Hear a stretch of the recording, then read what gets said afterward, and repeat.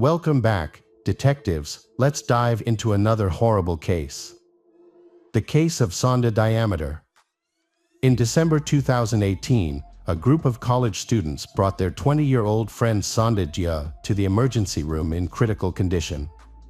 He was unresponsive, extremely pale, and had a body temperature of 27 degrees Celsius. This was unusual because Sanda was a healthy and active young man with no previous health problems. The medical team ran several tests, which revealed that Sanda had hypernatremia, a life-threatening condition caused by too much sodium in the body. Normally, an adult consumes about 2 grams of sodium per day, but Sanda's body contains 160 grams, equivalent to about 2 months' worth of sodium. The medical team asked Sanda's friends what had happened, but they simply shrugged, avoided eye contact and pretended not to know about Sanda's condition. It was clear that something was wrong. Despite the efforts of medical professionals to save him, Sanda, 20, died of multiple organ failure. The autopsy revealed the initial findings. The pathologist examined Sanda's stomach to understand the cause of the seemingly healthy college student's sudden death. To the doctor's surprise and shock, he discovered that he had not eaten or drank any food or water for the past 2 days. Instead, his stomach contained foreign objects such as goldfish from an aquarium, the head of a rat, and the entire head of an eel. This indicated that Sanda had suffered horrific experiences before his death. The case attracted a lot of media attention, quickly becoming an international topic of discussion. Talks broke out about universities covering up shocking student misconduct and the lack of responsibility of the children of wealthy families. A student association called Hazing was closely monitored. Hazing, founded more than 70 years ago, is symbolized by a Flemish lion. The secret society has about 30 active male members, mostly law, engineering, and business students from prestigious families. Hazing is one of the most prestigious and sought-after groups at the prestigious Catholic University of Leuven in Belgium, with only 2 or 3 new members admitted each year. The secret society is surrounded by rumors, which makes it all the more mysterious and mysterious. It is like an elite group of students with a lot of power and influence on campus.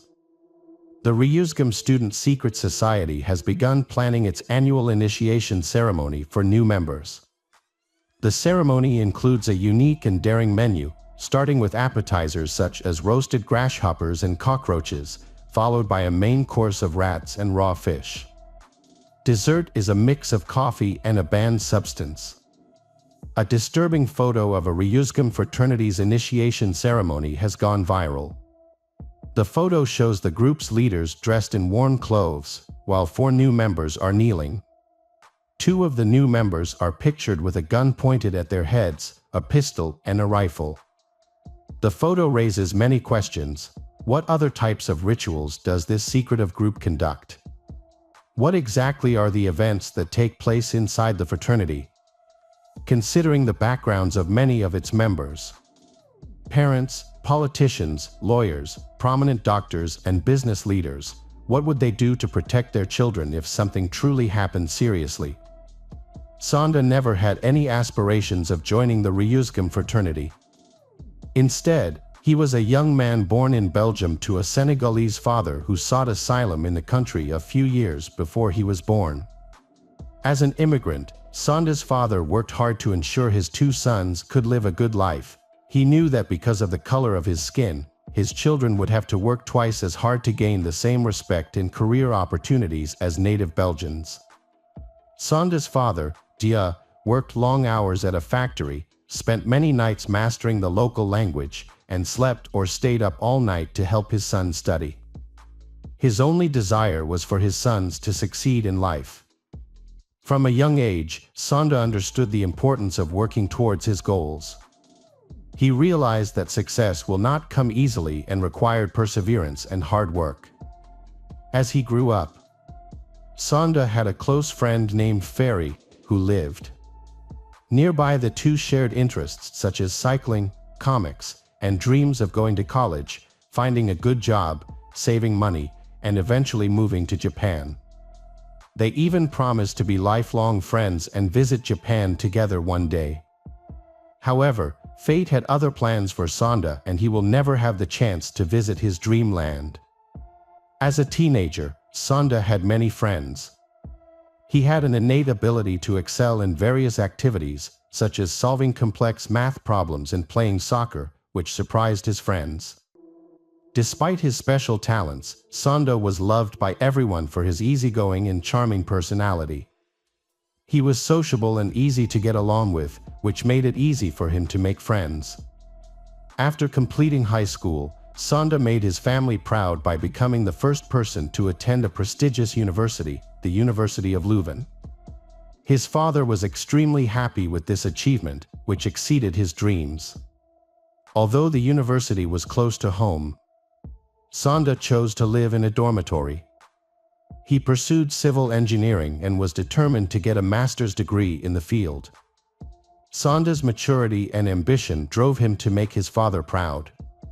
His ultimate goal was to graduate, secure a high-paying job, and allow his father to retire, repaying the sacrifices he had made for his children's future.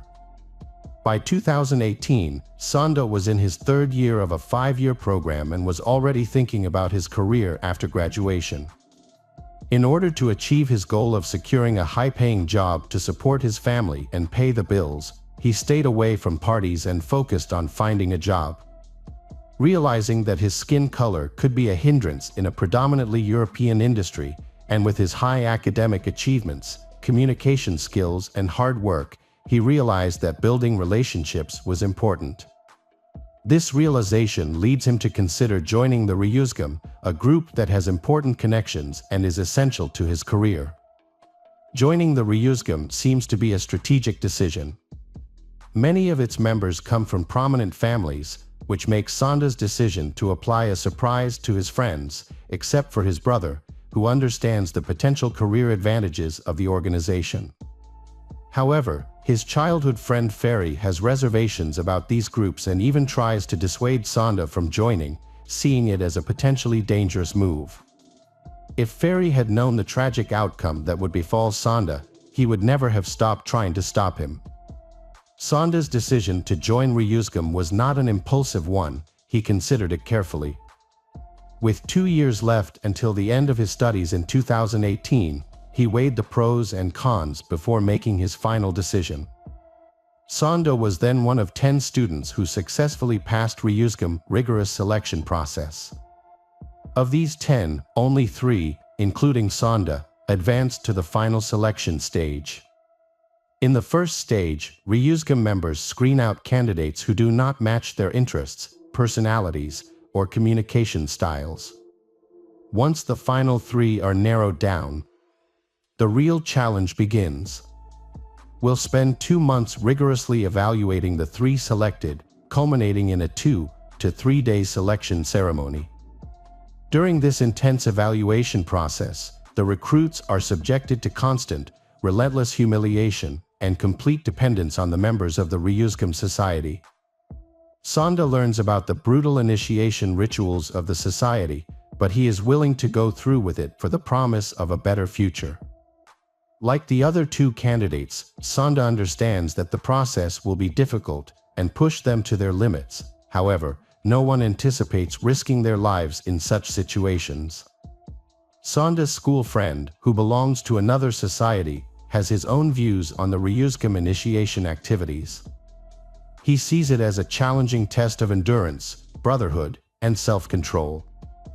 Although he admits that it is difficult, he believes that it is a necessary experience and will ultimately be rewarding. However, Sanda has a very horrifying experience. He is forced to drink too much alcohol. What was even more disturbing was that he was forced to drink the urine of existing members of the society. Sanda and the other newcomers were constantly insulted. Sanda had the worst of it. He was ridiculed for the color of his skin, which made his experience even more unpleasant. In October 2018, the society held a large event at the Student Union building. New members, including Sanda, were forced to kneel and take turns drinking large amounts of strong alcohol. Despite this, the newcomers were still forced to clean up the place. They stumbled across the floor, trying to clean up their own and others' vomit. The experience was traumatic and humiliating for Sanda and the other new members. That night, the 3 new members were ordered to clean up, but the Ryuzgam brothers had other plans. They decide that only the dark-skinned man, Sanda, will be cleaned, citing historical precedent where dark-skinned men served white men. Sanda feels powerless to protest, but he is determined to overcome it. Knowing that this situation will eventually end, Sanda worked hard to be accepted into the society, but at the age of 20, he was still quite naive. Despite the pain he had gone through, Sanda continued to attend the society's meetings. Sanda loved his father, who had sacrificed a lot for his education, and Sanda was determined to make him proud. Sanda hoped that the humiliation would end once he passed the final hurdle. The Ryuzgam society, which has a history of over 70 years, had only 2 members of African descent. In 2015, a dark-skinned student was inducted, and Sanda was about to become the second person to undergo the final initiation ceremony, also known as baptism. On December 4, 2018, the initiation process for new members began at 4 p.m. In the first challenge, 3 candidates, including Sanda, wear long, flowing white robes and walk into town with bouquets of flowers. Their goal is to sell as many flowers as possible by the end of the challenge. The person who sells the fewest flowers is punished. These punishments include drinking yogurt and other unpleasant substances. Sanda ends up in last place, selling 30 fewer roses than his competitors. This leads to his punishment, where he is forced to drink a significant amount of alcohol, affecting his ability to speak. The initiation moves into the second phase. The new members, now kneeling, are asked simple questions. However, by 7 p.m., the members of the association have become less tolerant of Sanda's inability to answer these questions clearly. Unsurprisingly, he is defeated by the other competitors and faces further punishments. His punishment was to drink a bottle and a half of gin. His body, not used to the large amount of alcohol, began to react painfully. His stomach was filled with the alcohol he had drunk. Sanda's health quickly deteriorated, leaving him unable to walk, talk, or move, as he faced severe dehydration and passed out repeatedly. Surprisingly, this incident took place in a public place, right on the sidewalk in front of a cafe in the city square. However, no passers-by intervened or called the police for help. At 9 p.m., the third challenge called Endure the Night began. The student council took the new recruits to their dormitory, where the 18 student council brothers continued to torture them relentlessly. This time, the participants were required to drink as much beer as possible. By the end of the ordeal, all 3 participants were unconscious, although they were still breathing. However, this did not stop the continued abuse. According to the order's custom, when someone faints, they are urinated on by the order's members. A video was recorded of these actions at 11:40 p.m., but the perpetrators attempted to delete the footage. When the first day of the event ended, the new members were taken to their quarters and violently thrown onto their beds. The water supply was cut off as a prank. The initiates' belongings were vandalized with ketchup and chocolate, and they were locked up. This meant that if any of them woke up, they would not have access to water to relieve their dehydration, having consumed a potentially fatal amount of alcohol. This was just the beginning of a week-long initiation ceremony at one of the country's most esteemed universities. But the most traumatic experiences were yet to come. The next day, December 5, 2018, at around 10:30 a.m., the members of the order were ready to begin the final stage of the initiation ceremony. They woke up the 3 new members, loaded them into a car, and drove out of the city to a remote village about an hour away. One of the members of the order had a small, isolated house surrounded by dense forests, ideal for keeping their activities secret. Along the way, they stopped several times to purchase the necessary items for the ceremony. They visited a pet store to buy items such as aquarium fish, eels, live rodents, as well as bird and dog food from a pet store. They then stopped at a supermarket to buy various products, including fish sauce. However, this sauce is high in sodium and is not usually consumed in large quantities. They also bought duck eggs, sardines, clams, shrimp paste, mussels, and other seafood products. During their stop, a professor approached the group of students and noticed that one of the students was in need of help. She expressed her concerns to the society members and even suggested calling the police. However, the society members, quickly convincing her that the student was simply drunk and in shock, stated that the initiation ceremony was over and that they would help him recover by giving him a cold shower. This seemed to allay the professor's concerns. The group then went to a cabin in the woods. The police have reconstructed the details of what happened next through the recovered deleted footage and some evidence. The truth about the events that took place in that forest is still unclear. For several hours, the three beginners had to dig a large hole, which they were then placed in. Other members of the student union surrounded the hole. They filled it with cold water and live eels. In Belgium, the average temperature in December is around +3 to +7 degrees Celsius. When the newcomers start shivering from the cold, the members of the society urinate on them from above, a strange act that is said to warm them. At this point, Sanda was dehydrated and still drunk from the night before. Even if he wanted to get up and leave, he couldn't.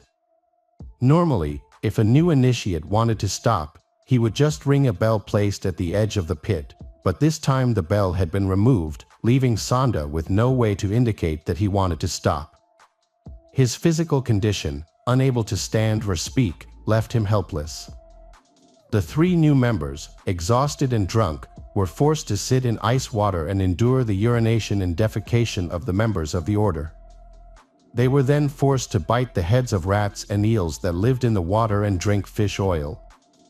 After 6 hours of enduring these brutal conditions, Sanda's body began to weaken and he passed out. Finally, he was taken out of the water, dressed in dry clothes, and placed next to the fire. As he curled up on the ground for 2 hours, the initiation ritual continued around him. As Sanda's health deteriorated, instead of seeking immediate medical help, the fraternity members spent their time taking pictures and recording Sanda's painful images and sounds. Sanda's body was now reacting violently to the excessive sodium intake, leading to high blood pressure and a nosebleed. Sanda then passed out. Time passed. It wasn't until 8:57 p.m. that one of the fraternity members decided to call an ambulance. The students then drove Sanda to the hospital, but instead of placing him safely in the back seat, they deliberately placed him in the trunk to avoid dirtying the car's interior.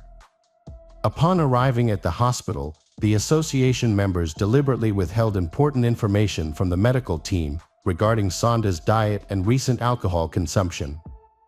After dropping him off and handing him over to the medical team, the group of students left immediately, saying that the ceremony would resume as soon as Sanda was discharged from the hospital. A decision that did not take much care of Sanda's health. While medical professionals were investigating the cause of his condition, Sanda's internal organs began to fail. He was eventually transferred to Antwerp University Hospital for more advanced care and better facilities. There, he fell into a coma and Sanda's heart stopped, and the 20-year-old tragically passed away. The cause of death was determined to be high levels of sodium in his body due to his excessive consumption of fish sauce during the ritual. This prompted the hospital to notify the police, who immediately opened an investigation into the circumstances surrounding Sanda's death. As news of Sanda's death spread, 2 other ritual participants were rushed to the hospital at 10:40 p.m. after their conditions worsened. Their parents also rushed to the hospital upon learning of their child's serious condition. Meanwhile, the members of the cult attempted to cover their tracks by destroying all evidence. They filled in a trench used in the ritual, cleaned up the room where they used ketchup and chocolate, turned on the water supply, and deleted incriminating messages, photos, and videos from their phones. However, when the police arrived, they were still able to recover the deleted data from the cult members' mobile devices. The investigation into Sanda's death has been difficult, despite the considerable amount of evidence that has been collected. The members involved belonged to powerful families whose parents quickly sought legal representation. Although the evidence linking the 18 members of the student body to Sanda's death grew stronger, the investigation dragged on and was repeatedly thwarted by powerful parents. All 18 students deleted their social media profiles and limited their communication, speaking only through their lawyers. Following Sanda's tragic death, the Ryuzgam student body was eventually dissolved, and the university disciplined the students involved, requiring them to complete 30 hours of community service. Despite the severity of the incident, none of the students were expelled. The group of 18 completed their studies without any significant consequences.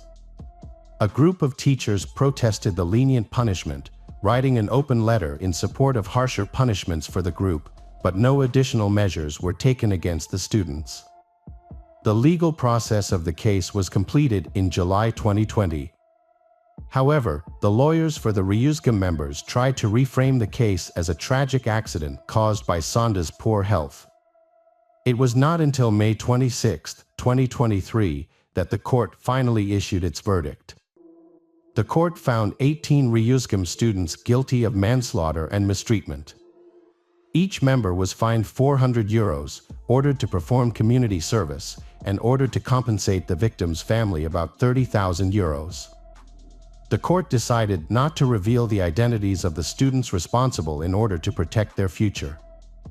The relatively light sentences caused widespread outrage, leading to protests in several cities. However, while these protests took place, the outcome remained the same. Hi everyone, thanks for returning. Let's unravel another perplexing mystery. The case of Buchanan family. Molly first met Adam Buchanan when she applied for a job as an office manager at his company. At the time, Adam was divorced and raising his son, Nolan, from a previous marriage on his own. The cheerful and outgoing Molly quickly caught Adam's attention. Their mutual interests led to a romance that blossomed into a serious relationship, and eventually, Molly moved in with Adam. Molly became pregnant and their baby was named Gavin. Those who knew the Buchanans described them as a loving family of 4. The patriarch of the family owned a construction company, and they purchased a vacation property in El Dorado County, California, a small cabin on 19 acres in Greenwood. The rustic cabin had no electricity, water, sewer, or gas. Adam, who worked in construction, became actively involved in renovating it, and the family began visiting regularly. On September 13, 2015, at 10 a.m., members of the Garden Valley Fire Department were called to a wildfire in Greenwood Township, located on Highway 193 between Cool and Georgetown. When they arrived, they found that the fire had burned 10 acres of land, and while the cabin was still smoldering, it was completely destroyed. Fire department personnel found charred remains in the ashes. The fire scene was still intact, and at 11 a.m., firefighters contacted the El Dorado County Sheriff's Office. At the time, no one understood the severity of the situation. Firefighters suspected that the victim of the wildfire was a pet trapped inside the house. When they arrived, the rest of the house was still smoldering, making it impossible to check inside. They had to wait for the fire to go out and the temperature to drop. While investigating the house, police officers detected an odor similar to that of burning flesh. Police later found a human skull and a charred torso, indicating that a tragedy had occurred. Police called for backup. officers from the sheriff's office arrived to thoroughly investigate the scene. It became clear that the small, isolated cabin was not the owner's primary residence, but rather a vacation home. A Dodge pickup truck and trailer were discovered on a plot of land near the cabin. Police obtained the license plate number to identify the owner, who may have been affected by the wildfire. It was quickly determined that the truck and trailer belonged to Buchanan Construction, owned by Adam Buchanan. He lived approximately 160 miles away, in Bonita, California. Police were unsure whether the person inside was Adam Buchanan or someone else. The name of the company owner provided police with their first lead into the investigation. The Bonita police were tasked with checking on the welfare of all members of the Buchanan family. They arrived at the address and parked in the Buchanan driveway, where they saw a white Ford pickup truck. When the officers knocked on the door, Nolan, Adam's 16-year-old son from his first marriage, answered. He was surprised to see the officers in uniform and asked why they were there. In order to avoid alarming anyone in the house, the officers decided to first determine who was inside. Nolan explained that his father, Adam, had gone away for the weekend to their estate, 160 miles away, with Molly and their 8-year-old son, Gavin, and they were expected back that evening. According to Nolan, his father had left him in charge of the house. Police did not yet have enough evidence to confirm that the remains found in the cabin were those of the Buchanans, but the information they gathered, along with the discovery of what they believed to be 2 human remains on the evening of September 13th, was enough to report the family missing from the El Dorado County fire. The following day, September 14th, El Dorado County Police went to the Nolan home to conduct more in-depth interviews and identify the victims of the fire. At the home, officers spoke with Adam's parents, Howard and Susan Buchanan. They mentioned that their son, the owner of the burned-out cabin, had been coming to the cabin to do repairs himself. The parents were very concerned because they had not been able to contact their son or daughter-in-law until that time. From their statements, officers learned that the home was equipped with a generator, but that there was no electricity at the time of the incident. There were also gas tanks inside. This led to 2 possible explanations: the fire could have been accidental or intentional. By September 15th, the fire had cooled, allowing police to collect evidence, including debris from a nearby fire pit. Detective James Peterson of the El Dorado County Sheriff's Office reported finding new remains, which changed the direction of the investigation. Police discovered a skull fragment with a bullet hole. At that point, it was clear that a homicide had occurred, and according to the sheriff, it could no longer be considered an accidental fire. The remains were collected and sent for DNA testing. In the first set of remains, a bullet was found lodged in the victim's thigh. The bullet-riddled skull was identified as that of a child. There was now no doubt that the fire had been used to cover up the crime.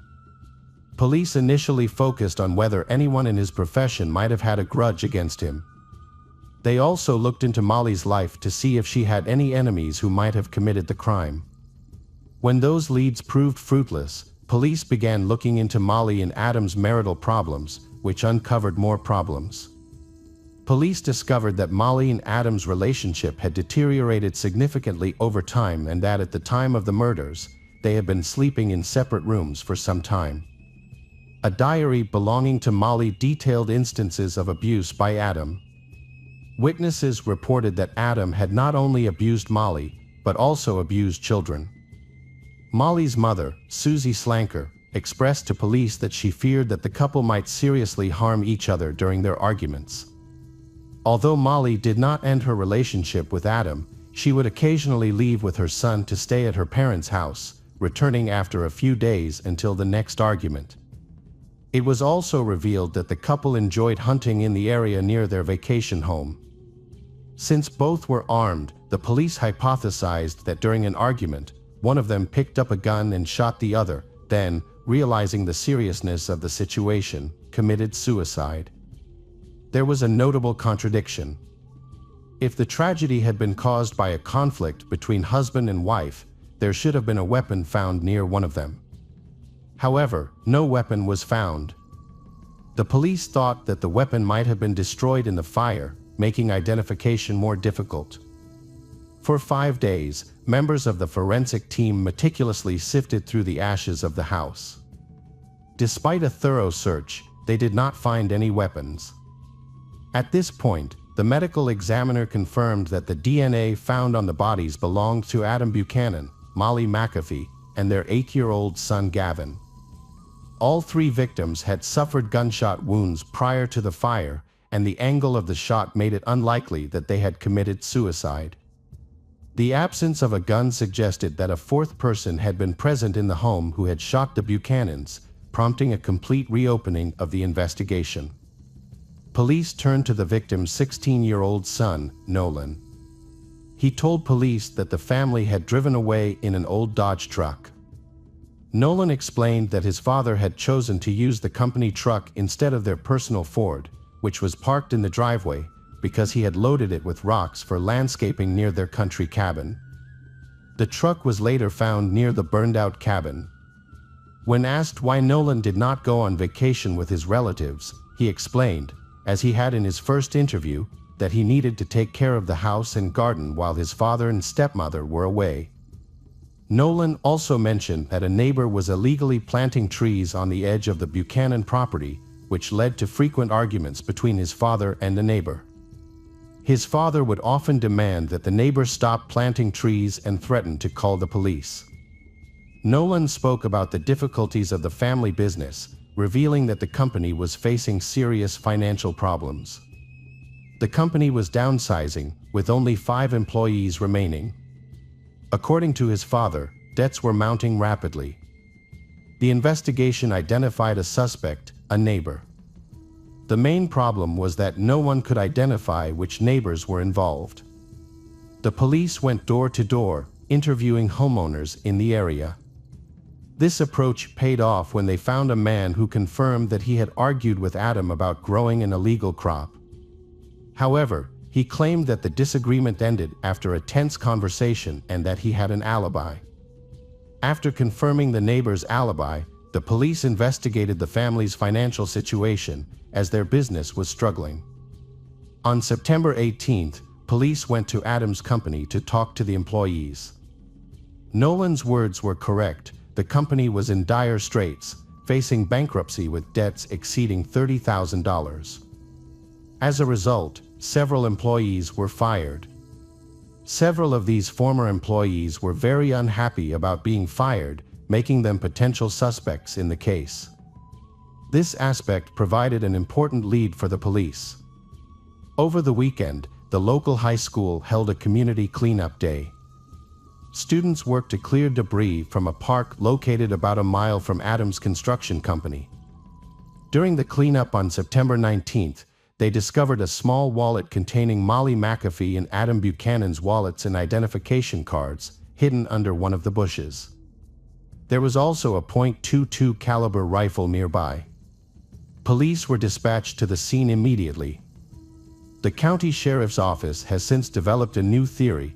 The suspect may have used the rifle to kill the Buchanans and, to conceal the crime, removed their identification from the scene. This finding is significant because it suggests that someone traveled from Bonita to Greenwood to kill the family and then returned to Bonita to dispose of the evidence and the weapon. This suspect is likely a Bonita resident. The location of the evidence near Buchanan Construction supports the idea that the boss was killed by a disgruntled employee. Police have sent the gun and bag of documents for analysis and are seeking a search warrant for the company's records and premises.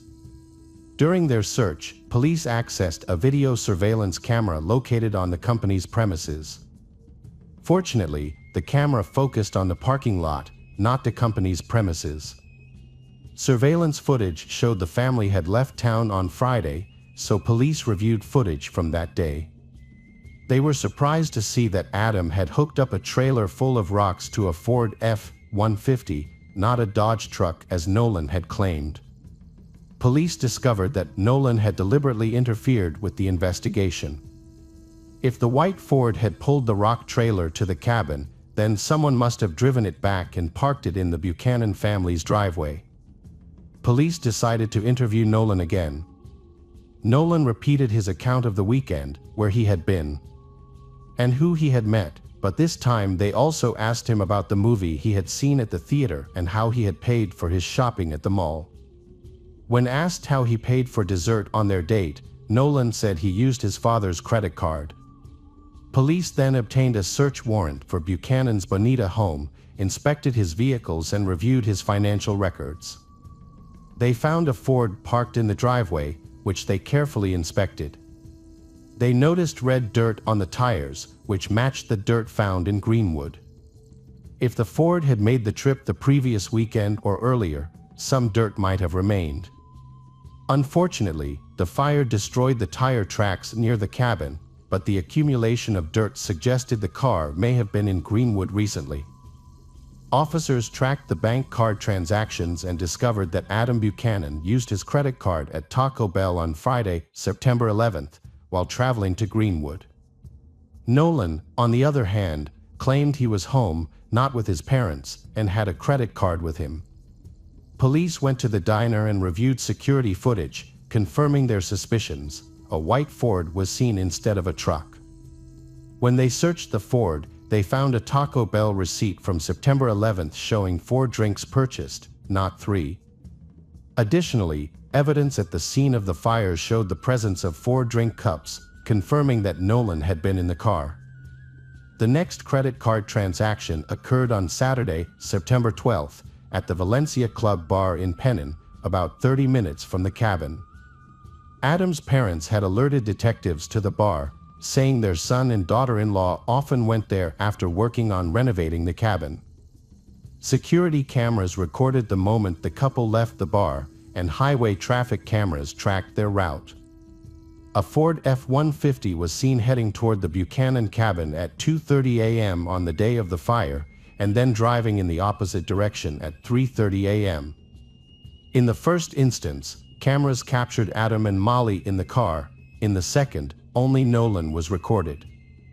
Hours later, on the morning of Sunday, September 13th, Adam's credit card was used at 3 locations owned by Bonita, Starbucks, McDonald's, and a gas station. The bank confirmed to police that Buchanan had only 1 bank card.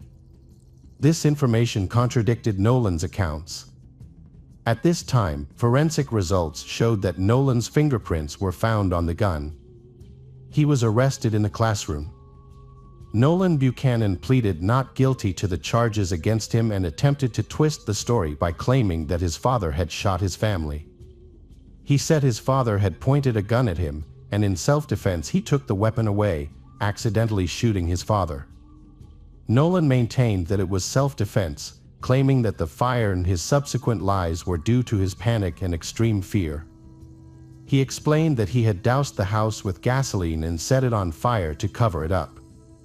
The defense repeatedly pointed to Adam's abusive behavior toward his son and other family members to the jury. The medical examiner raised doubts about the verdict, noting that the gunshot wound to Gavin's skull indicated it was fired at a nearly 90 degrees angle. Nolan, meanwhile, claimed that he and his brother's beds were next to each other and that they were both awakened by noises and screams.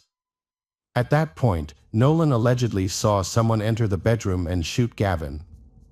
The shooter then pointed the rifle at Nolan, who was able to push the attacker away.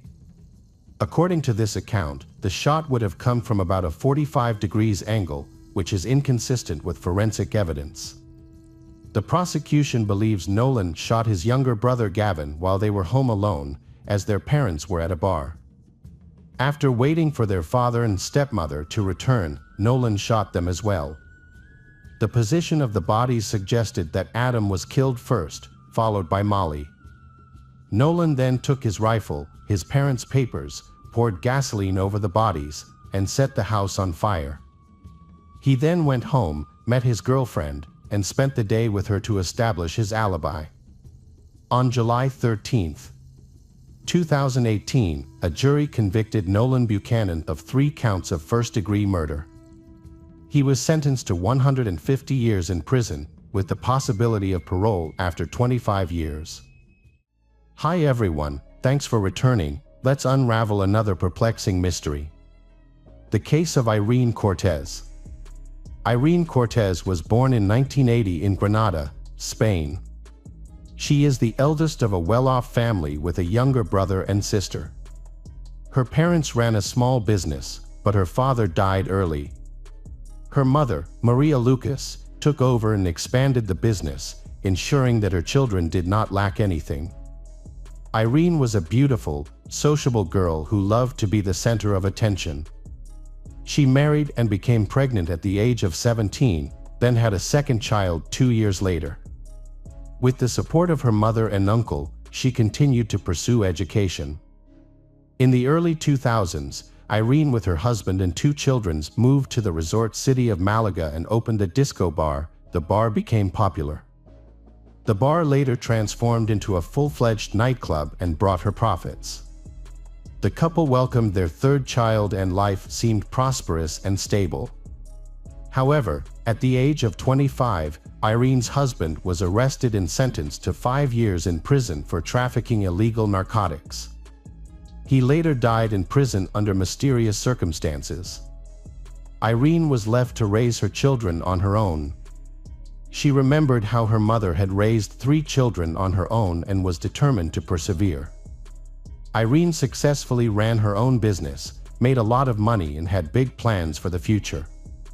In Malaga, Irene was immediately impressed by the hardworking and reliable man named Ferd. She was also attracted to him and Ferd always tried to please her. At the time, Irene's husband was in prison and she planned to file for divorce, but he died before she could do so. Irene and Ferd's relationship gradually blossomed into love. Ferd Saras, born in Baronia, Colombia, grew up in a large and poor family. When he was young, his parents separated in the early 90s. His siblings became independent and he lived with his mother.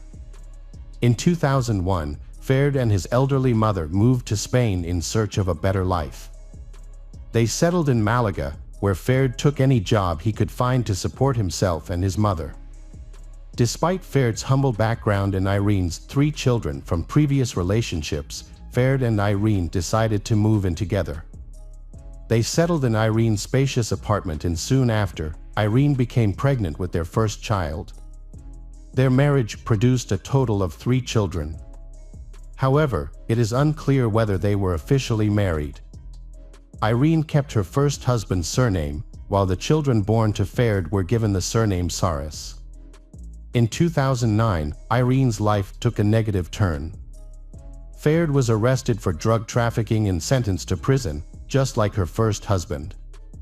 Irene was left to care for her 5 children alone. Although Ferd's sentence was 3 years, he was pardoned after serving only a year and a half for his good behavior and cooperation during the investigation. While Ferd was in prison, Irene began a relationship with another man and lived with him. However, when Ferd was released and discovered Irene's infidelity, he became furious. He threatened Irene and her new boyfriend, even intending to injure the man. Fortunately, the situation was resolved without becoming a serious problem. Later, Ferd decided to forgive Irene for the sake of their children's happiness and they decided to continue living together. However, Irene's relatives were still suspicious of Ferd's intentions. Irene's mother and uncle believed that Ferd was only interested in Irene's wealth and did not support their relationship. Irene's older children from a previous marriage could not accept Ferd, but the youngest child, who had been raised by Ferd since he was 2 years old, considered him a real father.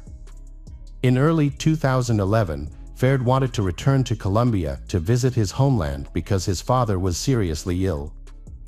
Ferd's father had been diagnosed with terminal cancer, and his sister had informed him of his health condition.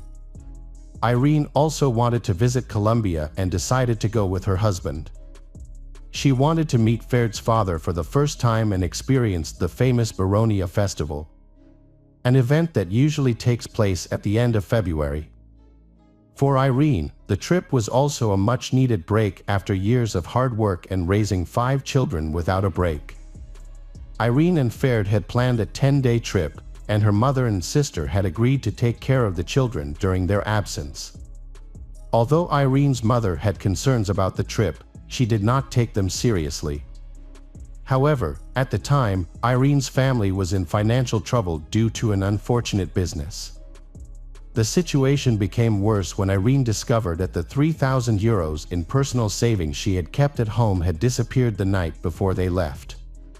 This almost caused their plans to be cancelled. But Irene quickly found a solution and borrowed money from her uncle and some close friends. She then booked plane tickets in a hotel in the city center, ensuring that they were ready for the trip. Irene and Ferd arrived in Colombia on February 27, 2011. Upon arrival, they checked into a hotel and Irene called home to inform her mother that the flight had gone smoothly. 2 days later, Ferd broke the bad news of Irene's death to her 14-year-old eldest son, initially claiming it was an accident. However, the truth was soon revealed. Irene had been murdered during a robbery at an entertainment venue in Baronia. The case attracted widespread media attention in Colombia. Initially, the story revolved around Irene, a Spanish tourist who was murdered by robbers and fled the scene, leading to a massive police manhunt across the city. But the circumstances of the robbery and murder were unusual. The attackers did not appear to have been interested in stealing valuables, instead shooting Irene in the heart before fleeing the scene. Upon arriving at the scene, Ferd's calm demeanor during interviews with police and media representatives raised suspicions. Authorities confirmed Irene's murder and said that her remains would be repatriated once the investigation was complete. As investigators reviewed surveillance footage from the scene, the mystery of Irene Cortez's death began to unravel. The footage was important because it captured Irene and Ferd Garris meeting Ferd's brother, sister, and wife on March 1st. That evening, the group spent time attending a festival, walking around town, and then going to a local bar for dinner at Ferd's suggestion. As the time passed 1 a.m. and the bar emptied, Irene's group were the only customers left, along with the bar staff. However, things took a turn for the worse around 2 a.m. when 2 men who seemed uncomfortable walked into the restaurant. What worried the manager was that the 2 men did not order any food or drinks, and their behavior was very suspicious. Furthermore, their youthful appearance prompted the manager to check whether they were of legal age. The young men refused to show identification, and when asked to leave, one of them pulled out a gun and pointed it at the manager. His accomplice pulled out a knife but quickly moved out of view of the camera. The gunman pushed the manager aside, approached Irene's table and announced his intention to rob her, demanding her cell phone and cash. The accomplice with the knife reappeared, presumably to collect valuables, while the gunman threatened the group. The gunman ordered Ferd to stand up so he could search her pockets. As Irene attempted to grab her purse, the attacker shoved her with his gun. A shot was fired as he grabbed the purse, hitting Irene in the chest. She fell to the floor, and the attackers fled without taking anything. Faced with a dangerous situation, Ferd and his brother chased the attackers while his sister tried to treat Irene's wounds. At that time, the brother's wife called for help, but the attackers escaped too quickly to catch up. The emergency services arrived quickly, but Irene died of her injuries on the way to the hospital. After the robbery and murder at the bar, which left Irene dead, law enforcement agencies mobilized all possible resources.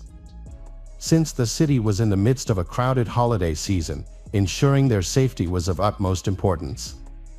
A large reward was announced, 10 million pesos, equivalent to €3,500, for information leading to the perpetrator. Shortly after, a suspect named Brian Dario was arrested. He later gave the name of his accomplice, Juan Carlos. Juan Carlos, 18, voluntarily surrendered in the hope of a lighter sentence. During Brian's interrogation, He claimed that his financial situation, debts, and the need to care for his sick child with high medical costs led him to commit the crime. These statements were later confirmed by his relatives. Brian also claimed that the shooting of Irene was an accident while he was trying to snatch her handbag. Juan Carlos also claimed that he was involved in the crime unintentionally. He said that Brian did not reveal his detailed plan but asked for help in his work. One claimed that he only carried a small knife to threaten, not to cause injury, and left the scene when he realized Brian's true intentions. However, surveillance camera footage contradicts Juan's statement, showing that he returned to Brian. With both suspects arrested and confessing to the crime, the case seemed to be solved and prison sentences awaited them. The court found Brian guilty of robbery and murder with aggravating circumstances and sentenced him to 23 years in prison. Meanwhile, Juan received a 17-year sentence for his role as Brian's accomplice. From the beginning of the investigation, Irene's family accused Ferd of orchestrating the murder of his wife. Irene's mother and uncle hired a private investigator to conduct an independent investigation, gathering additional evidence and files to hold Ferd responsible and prove his involvement in the case.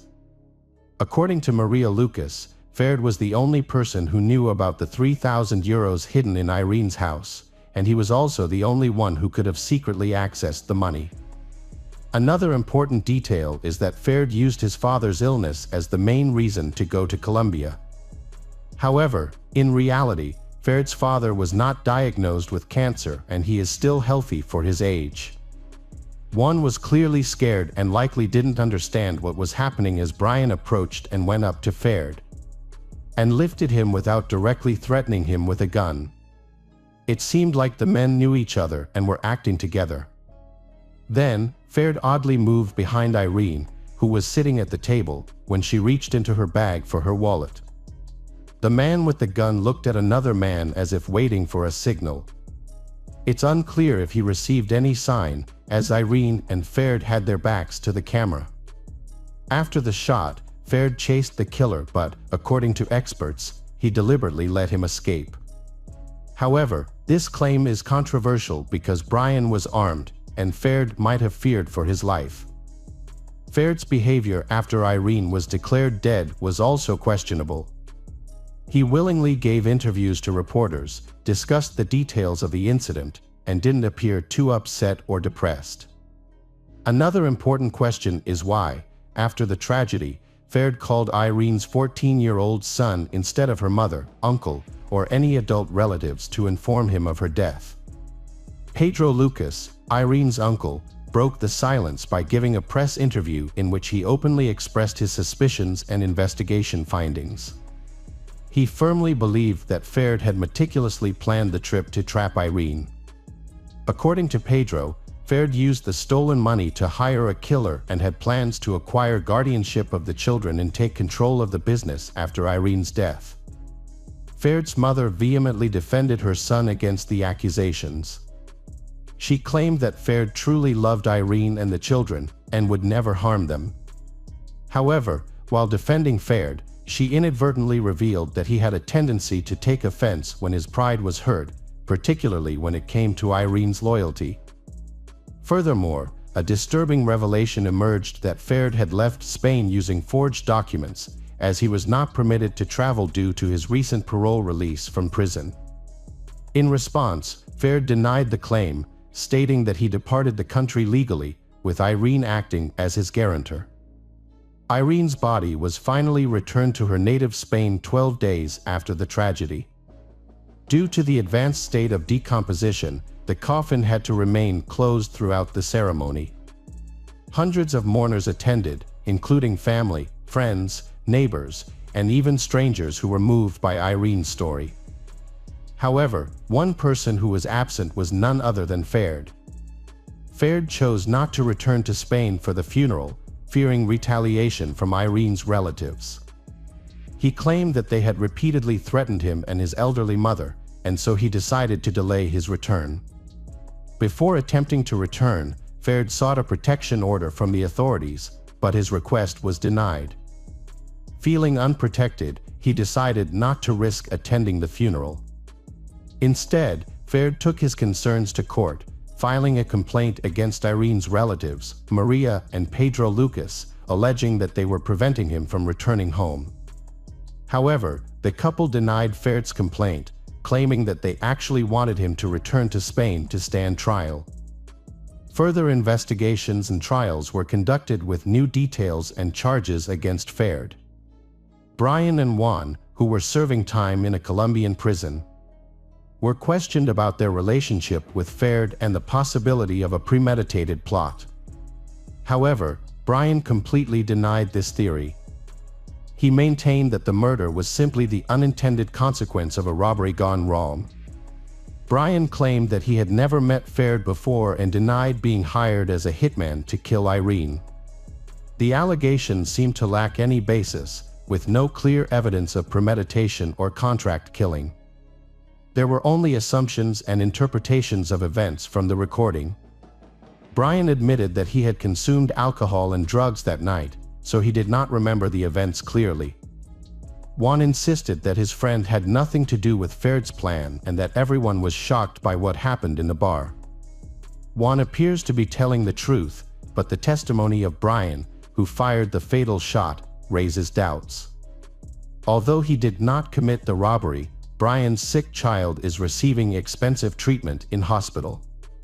Brian claims that someone kind helped, but the lawyer claims that the €3,000 stolen from Irene were used for treatment. There are rumors that Brian accepted prison to save his child and secretly transferred the money to his wife, but this has not been proven. Ferd only returned to Spain after a court order to ensure his safety. Months passed and media attention waned. When he returned, Ferd claimed to have evidence proving his innocence in the murder of his wife. The main reason for his return was to take care of the children he had with Irene, who had been cared for by Irene's relatives during his absence. 6 months later, Ferd revealed in a major interview that his life had changed completely. He lost his job, had his passport confiscated, and was unable to leave the country. Worse still, his friends turned their backs on him. His late wife's mother and uncle prevented Ferd from seeing his children. Ferd repeatedly confronted Maria and Pedro Lucas in court.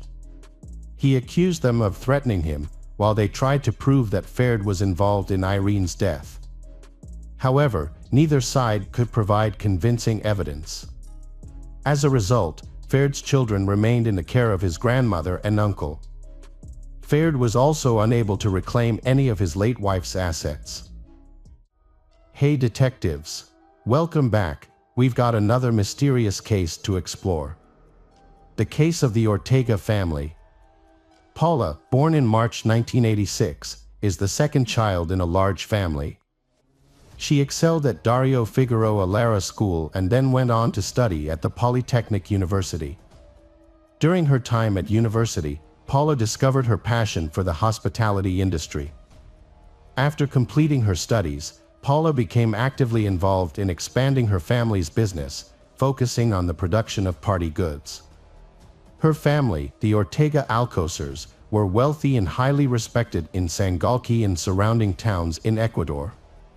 Paula's father had started his business by supplying party goods across Ecuador, eventually finding great success and enabling him to produce his own balloons, piñatas, and other festive items. This growth led to the establishment of multiple stores. The business success led to the opening of several stores in various locations, including in Sonoli in Ecuador's capital, Quito. Each member of the family played a vital role in the business, contributing to its development and operation. The father oversaw the expansion of the main production line, while opening new workshops for various party items. Paula and her two siblings each managed a store, shaping it according to their own vision. Paula's entrepreneurial skills extended beyond just managing her store.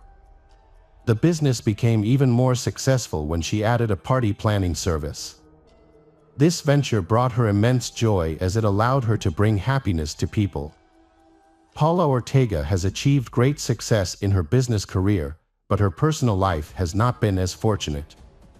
despite her youthful appearance, but she faced numerous hardships in her life, with her first marriage to Carlos Pedro serving as an example. After their first daughter was born, Carlos became an alcoholic. This led to him frequently disappearing from home, during which time he also stole money from Paula's shop. Things got worse when Paula discovered Carlos was having an affair, forcing her to end her marriage to he. During this difficult time, raising her daughter alone, Paula found it difficult to be optimistic to find happiness. However, with her family's emotional support and dedication to work, she eventually regained some stability. It wasn't until 10 years later that Paula met Christian Diego, a young man 4 years her junior. She was initially hesitant to trust him due to what had happened before. Christian, however, turned out to be patient, reliable, and especially skilled in forming a connection with Paula's daughter. 2 years into the relationship, Paula's heart softened towards Christian, and they decided to get married. Christian lovingly Paula's daughter as his own, and soon they welcomed their new daughter, Maria. Christian and Paula spent 5 happy years together, during which time Christian became an integral part of Paula's family business, helping to find locations for new stores. This job required him to travel often, resulting in frequent absences from home. Christian comes from a low-income family, but he has big dreams. He wants to one day own a large and successful business. In 2000, when her father passed away after a long illness, her life took a complete turn. The loss devastated the family and disrupted their business. Some people are so skilled at hiding their true nature that they can live with others for years without raising suspicion. A shocking and unexpected incident is often what exposes their true nature. And Christian's change becomes apparent after several incidents, which reveal his true character.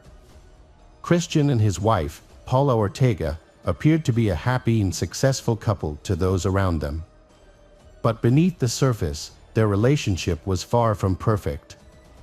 Christian saw an opportunity to take over Paula's father's role and fulfill his own ambitions of wealth and power.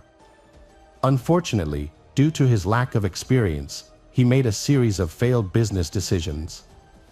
Frustrated and desperate, Christian's behavior towards his family changed dramatically. He began to resent them, then abandoned them to live a life of luxury. He immersed himself in a world of pleasure and became involved with many women and alcohol. Without Paula's father to restrain him, Christian's true nature finally began to emerge. Paula refuses to repeat the mistakes of her previous miserable marriage, but her relationship with Christian only gets worse. They had an unhappy home life, filled with frequent, that revealed Christian's true character, an ambitious and power-hungry individual who only cared about himself and demanded unconditional obedience. After a heated argument, Paula secretly filed for divorce. However, when Christian found out, his behavior suddenly changed. To maintain his status in the family and afraid of losing everything, Christian repented and tried to change everything. He sincerely apologized for his previous actions, saying that they were due to confusion and insecurity, and vowed to love and cherish his family. Convinced by Christian's words and afraid of being alone again, Paula decided to give him a second chance, despite her initial reservations. In an attempt to mend their relationship, Christian proposed a romantic dinner at home, which Paula agreed to. To prepare for the evening, Paula asked her parents to babysit her daughter. While getting ready, she still couldn't get rid of her mixed feelings. On the surface, she was very excited, but deep inside, she still longed for a happy, united family and durable family. The evening got off to a great start, with the living room decorated with festive garlands and the dining table lit by the warm glow of candles. Christian opened a bottle of white wine, and Paula served a hot meal. However, Christian's sudden announcement disrupted the peaceful atmosphere. He shared with Paula his plans for the Allure company, revealing that he had made a serious mistake in a recent tender, and it has resulted in significant financial losses. Christian announces that the company needs a new investor to stay afloat. This means that a portion of the company's ownership will change officially. Paula objects to the idea, believing that her father's business should remain family-owned. Christian, who has found an investor, becomes increasingly frustrated with Paula's objections. His eagerness to close the deal clashes with Paula's desire to keep the company in the family, causing tension in their relationship and spoiling the mood at dinner. On January 2, 2023, Paula took her youngest daughter to the playroom. She then went to her shop, where she was preparing a large order for an upcoming themed event, which involved assembling balloon fountains and party decorations. During her lunch break, two men showed up at the shop, despite it being closed. She opened the door, expecting a courier for the balloon bouquets she had prepared. To her surprise, the two men were dressed alike and wore dark hoodies, which made them stand out from the other customer.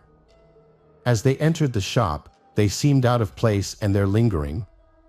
Scanning the area caused Paula to feel uneasy. The situation escalated when they moved toward her, cornering her against the wall. Then, a young courier knocked on the glass door, breaking the tense atmosphere. Two suspicious men quickly left the store, and the delivery person accidentally rescued Paula from a dangerous situation. Paula felt a mix of anxiety and apprehension as she handed over the package, then she proceeded to close her shop, wrapping up her day. Her hands trembled as she called her mother, expressing her fear over the phone. Although her mother advised reporting the incident to the police, Paula declined. Maybe she was just scared, and no harm actually happened.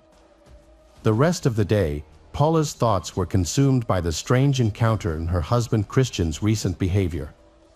Seeking comfort, she took a walk around the city, stopping at a cafe for coffee and then visiting her sister, where they shared a cup of fragrant tea. As they talked, Paula opened up to her sister about the frightening encounter at her shop and her troubled marriage.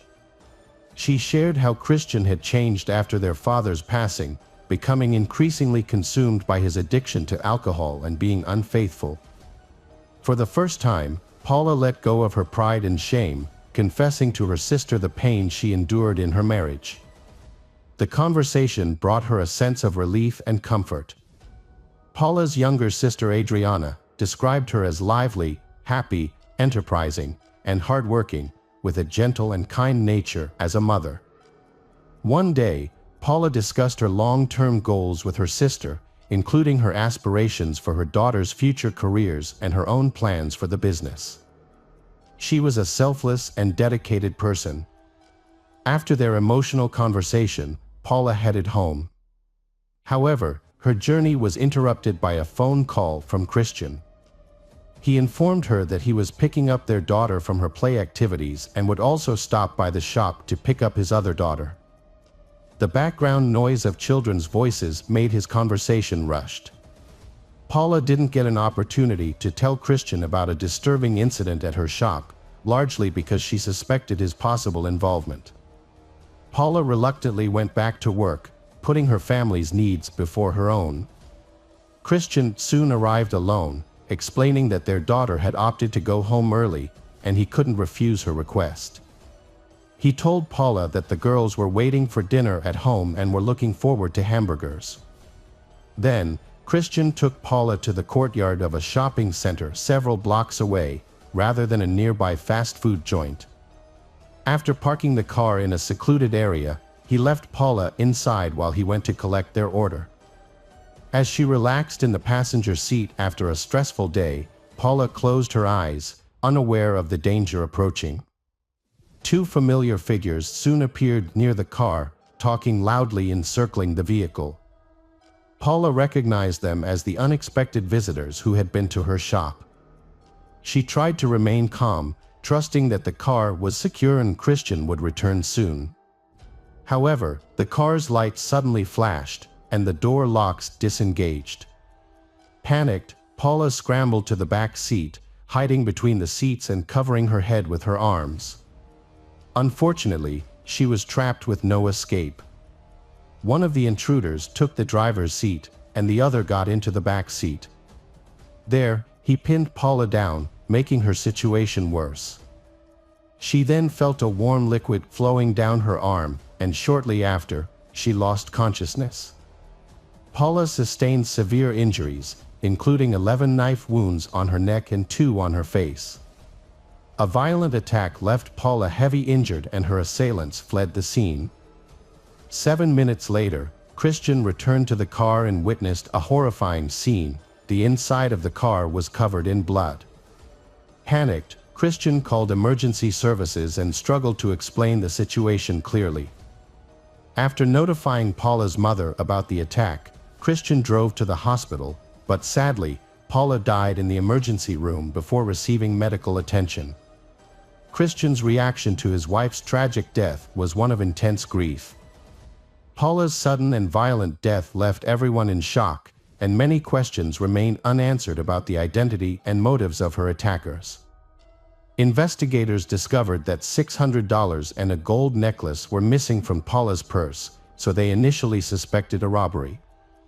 Further investigation revealed that 2 unknown men had visited Paula's store earlier that day, captured on city cameras. Although the footage showed the suspects wearing hoodies, making their faces unidentifiable, but images from the security camera footage still provide some clues for investigators to pursue. 2 months after the tragic incident, Paula's family was still seeking justice, but the investigation had made little progress. However, things changed when Paula's younger sister, Adriana, shared important information that she suspected Christian was involved in the case. Adriana told investigators about her conversation with Paula on the day of the incident. Revealing Christian's infidelity and domestic violence towards Paula, which led Paula to consider ending her marriage. Christian had a motive for the crime, because if the divorce happened, his ambitions would be affected and he would lose his wealth and social status. The prosecution learned about this lead further and conducted a search of Christian's home, where they found incriminating messages on his phone. These messages revealed multiple affairs and strained marital relations. Another critical piece of evidence was a document that Paula had refused to sign, which would have transferred the company to other investors. As the prosecution continues to gather evidence against Christian, they uncover new details that shed further light on the complexities of Christian and Paula's relationship. Notably, 2 weeks after the incident, Adriana discovered a transaction that raised further suspicions about Christian's behavior. She discovered that he had made a significant transaction, transferring $2,000 to an unidentified woman's bank account. He made a payment from his wife Paula's account while she was dying from her injuries. It seems Christian has been waiting for the right opportunity to do this. Investigations confirmed that on the day of the incident, Christian made a $2,000 transfer to Laura Castillo's bank account. Laura, a 28-year-old woman, was questioned by police after her identity was discovered as the recipient of the payment. Laura explained that she had noticed her bank card was missing a couple of days before the transfer but hadn't thought much of it, assuming her brother had borrowed it. Although her account received the payment, Laura denied knowing Christian and had a solid alibi for the time of the incident, which cleared her of any involvement. She was released from questioning, but the investigation was left at a dead end once again. Days after the crime, Laura went back to the police station with an update on her brother. As she initially suspected, he had indeed returned her bank card. Laura gave a detailed description of her brother's appearance, which matched one of the criminals caught on surveillance cameras near the car. One crucial piece of evidence was that one attacker had neglected to pull up his hood while fleeing the scene, allowing his face to be seen.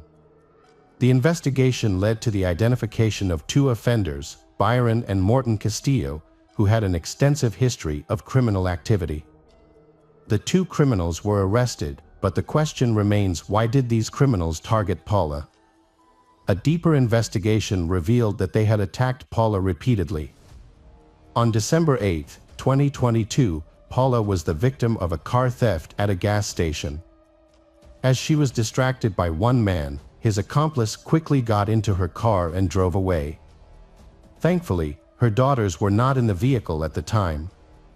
The gas station's surveillance footage revealed the identities of the perpetrators. Besides, Paula had unknowingly met one of the thieves earlier that day. In a surprising turn of events, Christian then came forward claiming that the thieves had contacted him. He arranged a meeting with them, and during this encounter, he managed to retrieve Paula's stolen belongings, including her wallet. This action of Christian makes people suspicious of his true intentions and wonder if he is collaborating with the thieves. Surveillance cameras became key in identifying the men involved in the carjacking. And Christian realized he was a suspect. To divert the police's suspicion, Christian created a new defense story, claiming that he had been blackmailed by Byron and Morton. They demanded a large sum of money from him. However, before he could make this statement, the police acted quickly by questioning Byron and Morton separately and only telling one of them that the other suspect had confessed. The police obtained a confession from Morton. According to Morton's statement, Christian had paid them $2,000 over 2 months before to kill his wife, Paula, with the promise of an additional $2,000 after the murder. During a reenactment of the crime, Morton showed how he inflicted 11 fatal knife wounds on the Paula. With the crime exposed, Morton callously revealed all the details about his and Christian's arrangement.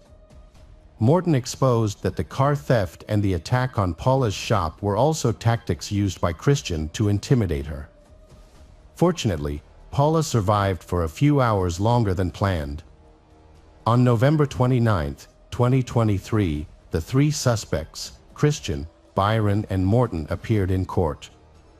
The prosecution presented a detailed account of the incidents on the day of the murder, compiled from multiple sources. Surveillance camera footage from the area where Christian parked his car was analyzed using forensic techniques. The footage revealed a disturbing series of incidents. In the video, Christian is seen leaving his car and walking towards an elevator in a nearby shopping center. Soon after, Christian is seen remotely unlocking his car from a distance, allowing 2 accomplices, Byron and Morton, to enter the vehicle and attack Paula. The prosecutor's report highlighted Christian's unusual behavior after the attack. Surveillance videos showed him pacing back and forth, making phone calls, and even approaching and then retreating from the car. When he found his bleeding wife, he displayed no signs of shock or a sense of urgency to get her medical help. According to the videos, during the first 4 minutes after the attack, Christian's actions were calm and deliberate. He callously handled financial transactions, paying Byron and Morton for their role in the assault, while Paula lay bleeding in the car. At the time, she was still alive. Paula's family lawyers used this footage as evidence, urging the court to consider it as an aggravating factor in the crime. Christian dropped off Byron and Morton near Paula's store before the attack. However, these individuals arrived at the store earlier than expected, suggests that the original murder may have been planned for the store's closing time, when Paula was alone and eating lunch. The sequence of incidents presented in court during Christian's trial indicates that the crime was premeditated. Several hours before the 1:30 p.m. attack, prosecutor Marlon Calderon pointed out inconsistencies in the suspects' actions, highlighting the question of how they knew Paula would be at the store at that time, unless they had been following them. Furthermore, Christian's behavior was scrutinized as evidence of his involvement in the crime. Notably, he was observed not fully closing the car window and unlocking the doors near the store. Additionally, he was seen pacing back and forth multiple times before assisting his wife and making phone calls, rather than immediately seeking medical attention at a nearby clinic. These actions are central to the case against him, which accuses him of orchestrating the murder of his wife, Paula. Testimonies from 10 witnesses, including neighbors, friends, and acquaintances, revealed Christian's true motives and objectives. He tried to pressure Paula into transferring her shares in the company because he could not sign a legal contract, but his efforts were unsuccessful. Although Christian did not physically harm Paula, he inflicted severe psychological abuse on her, artfully concealing it under the guise of a perfect family life. The Prosecutor General's report stated that video evidence implicated Christian as the mastermind behind the crimes, leading to his isolation. This measure is not an arrest warrant but a precautionary step to curb his threat to society. After this incident, Christian was accused of orchestrating his wife's death. His defense team tried their best to defend that he was innocent. However, they were unsuccessful in refuting key evidence, including surveillance footage and falsified company transfer documents. The defense team then changed their strategy, attempting to depict Christian as suffering from a mental disorder. Multiple psychiatrists evaluated Christian, but ultimately, he was deemed competent to stand trial. With the gravity of the situation becoming increasingly clear, Christian's defense counsel advised him to flee the country. They asked if his passport was ready and suggested that he purchase a ticket to Panama for the next day. However, this plan to evade justice ultimately failed. Christian's search for Central American flight tickets initially raised suspicion with the authorities. Following this discovery, the prosecutor quickly ordered an 8-hour detention of Christian. This was succeeded by the presentation of charges and the disclosure of case details to a specialized domestic violence judge, preceding the trial. Christian was held in pre-trial detention as the alleged mastermind behind an extreme act of violence that left 2 young children without a mother and their family to grieve. The Paula Ortega family demands justice for this heinous crime, emphasizing the immense pain and suffering inflicted on their children and the devastating loss they endured. After the case was widely publicized, the jury delivered a guilty verdict, finding Christian and his 2 accomplices, Byron and Morton, committed a brutal, intentional and carefully planned crime. As the trio showed no remorse, Christian and Byron and Morton were ultimately sentenced to 26 years in prison. The municipal authorities of Ruminawi are deeply saddened by the loss of Paula. They expressed their heartfelt condolences to her family and friends. Paula was a highly respected businesswoman, a loving friend, mother, and wife who played a vital role in the development of the canton and bringing prosperity to those around her. Hi everyone, thanks for returning. Let's unravel another perplexing mystery. The case of Jasmine Richardson. The Richardson family was widely admired for their friendly and hospitable personalities, which made everyone feel at home. Deborah, Mark, and their children, Tyler and Jasmine, lived in a cozy home. Their home is frequented by friends, and the family atmosphere is built on the principles of love and respect. However, things took a turn when Jasmine, their 12-year-old daughter, entered puberty. From a calm and obedient girl, she grew into a confident but also impulsive young woman. This new personality led to frequent conflicts with her parents, and her academic performance started to decline. Jasmine's interests changed in a big way. She switched from listening to modern pop music to heavy rock. In addition, her fashion style is no longer the same as before. Gone were the bright colors and cheerful clothing. Instead, she opted for a darker, more somber style that was often provocative. It was clear that Jasmine was trying to attract the attention of boys, and she began to accentuate the curves of her body. Her interaction with friends noticeably decreased as she began spending more time alone in her room, often with the door closed, glued to her computer screen. After the internet became available at home, her interests shifted to exploring Gothic themes, reading dark poetry, learning about criminal psychology, and studying human anatomy. She also became fascinated with criminal psychology and the Wiccan religion, referring to herself as a witch. She connected with like-minded individuals through websites focused on similar interests, forming a community of friends who shared her passions. Her social media page featured the greeting, "Welcome to my tragic world." Jasmine's behavior, initially thought to be a sign of puberty, but late became more concerning as she began to distance herself from her family. She created a fictional online persona, gave herself a different name, age, and began seeking relationships with people much older than her.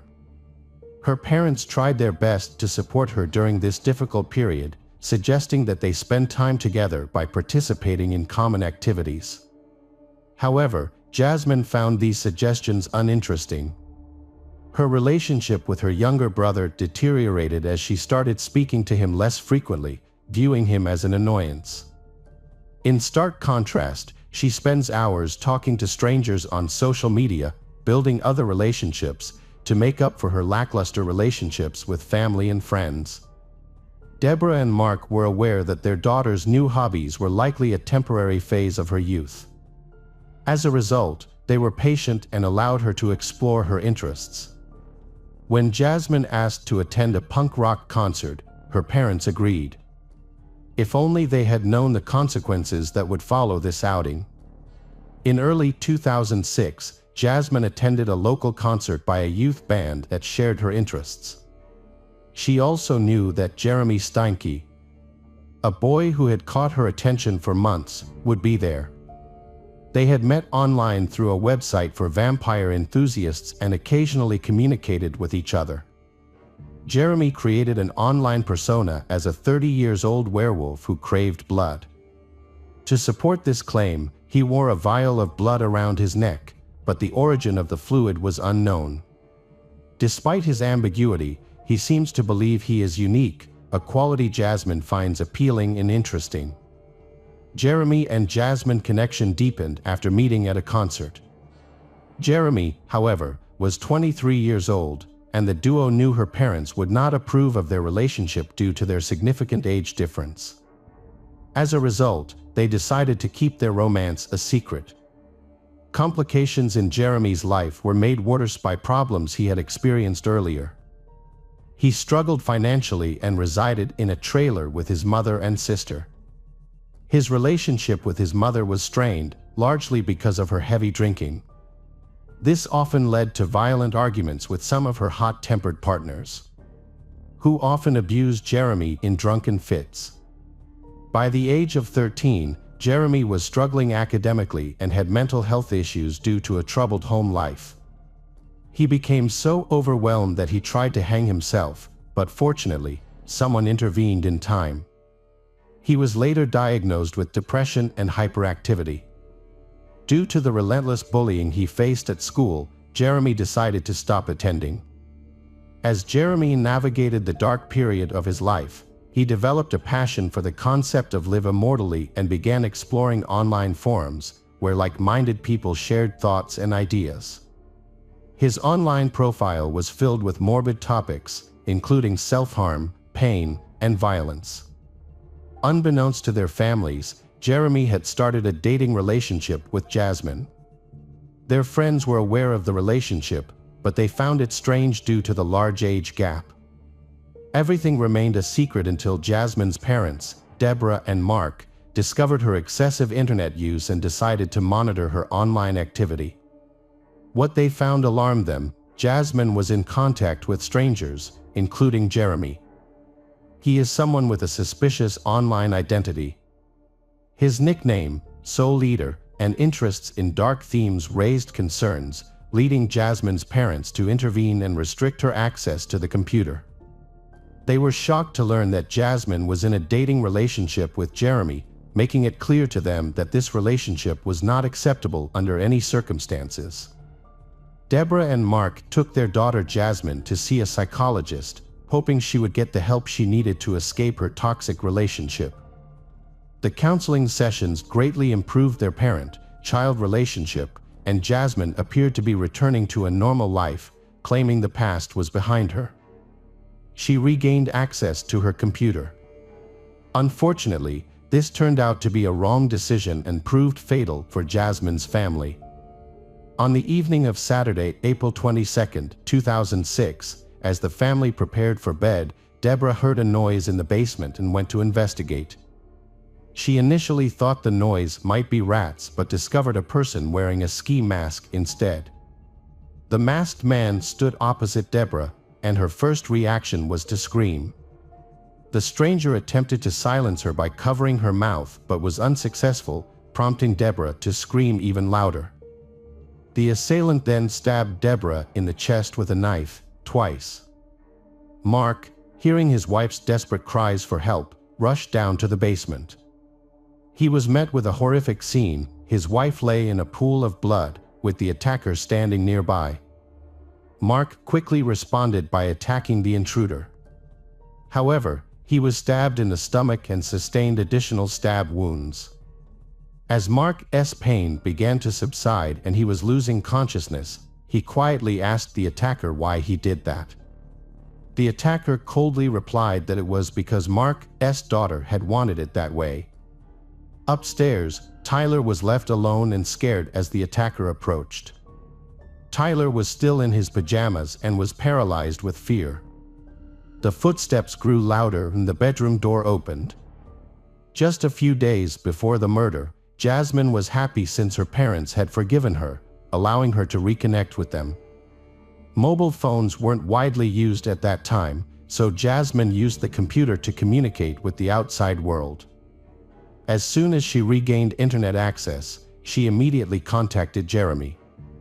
She told Jeremy, "Everyone will think you and I are crazy, but there's one way we can be together, if my parents disappear."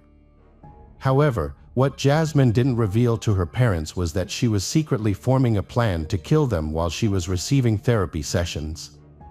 She shared this plan with Jeremy. He found the idea appealing, but he stressed that everything needed to be carefully, meticulously planned and that attention to detail was required. Jasmine realized that as long as her parents were alive, she would never be able to be with Jeremy. During this time, Jasmine's friends noticed that she often complained about her parents, expressing her annoyance towards them. What they don't realize is that Jasmine's resentment eventually leads her to want to end her parents' lives. Despite her frequent comments about killing her parents, but her friends considered it just a funny joke. Garrett crossed the street to his friend Tyler's house on Saturday, April 22nd, in 2:06. He was excited to play, as the weather was pleasant. When he arrived at the Tyler's house, he noticed that the blinds were still closed, which seemed unusual. Even more unusual was that no one came to the door when he knocked. This surprised Garrett, as the Mark's car was parked in the driveway. Curious and hoping to find someone, Garrett peeked through the living room window but didn't see anyone. He then walked to the back of the house, towards the basement area where he often played with Tyler. As he looked through the window, he saw something strange on the floor, what appeared to be two people lying in a pool of blood. This disturbing discovery prompted Garrett to inform his mother. Garrett's mother seemed suspicious at first but decided to check on Tyler's family. They approached the house together, and Garrett pointed to the window he had looked through earlier. The woman peeked inside and was met with a horrific sight, immediately prompting her to call emergency services. "There's been an incident at the Jasmine's house," she reported. The police swiftly arrived at the scene and forcibly entered the house through the front door. They then proceeded to the basement. Due to the severity of their injuries and the large amount of blood, the police initially struggled to identify the bodies. However, despite the difficulties, they were eventually able to confirm that the victims were Mark and Deborah, and tragically, they had lost their lives. The crime scene was exceptionally horrific, with blood splatters covering the floor, walls, and ceiling. Later, during a thorough search of the house, the police found a young child in the upstairs bedroom. The boy was lying in bed, surrounded by toys also splattered with blood, and had visible knife wounds. A young boy's throat had been severely cut. As police searched the house, they realized that the Mark and Deborah's eldest daughter, Jasmine, was missing. This raised concerns for her safety. Initial investigations suggested that the attack occurred in the basement and the child's room, with the rest of the house appearing untouched. The condition of the boy's body indicated that the crime likely took place the previous night. It seemed that the perpetrator had broken into the house and attacked the boy and his parents. But what had happened to Jasmine, and where was she? The police developed several theories to explain her disappearance. One possibility was that she had managed to escape and was somewhere safe. Another possibility was that the perpetrator had taken her and was harming her. However, as the investigation continued, no clear answers emerged. Detectives turned to the media for assistance in locating the missing girl. Jasmine, hoping she would reach out or someone would come forward with valuable information. The investigation into the crime continued. Investigators interviewed relatives and friends of Mark's family and their colleagues to gather more detailed information about their lives. They sought to determine if the family had any enemies who could be capable of such a heinous act. However, upon further investigation, they learned that Mark's family was well loved and had no enemies. They were a loving family with a strong marriage and positive relationships with their children, except for one exception, their eldest daughter, Jasmine, who had been causing trouble lately. As a result, the media announcements shifted focus. The investigation now sought to locate the eldest daughter, Jasmine, a very suspicious person. The girl may have information about the case or might have been involved in it. Under Canadian law, which prohibits publishing the names of minors, so news outlets started referring to Jasmine Richardson as JR because she was underage at the time. After news of her relationship with Jeremy spread, this couple has become a wanted person by the police. The police initially focused on their friends and acquaintances. However, this line of investigation was ultimately unsuccessful, and the investigation reached a dead end. Police investigation revealed some new information.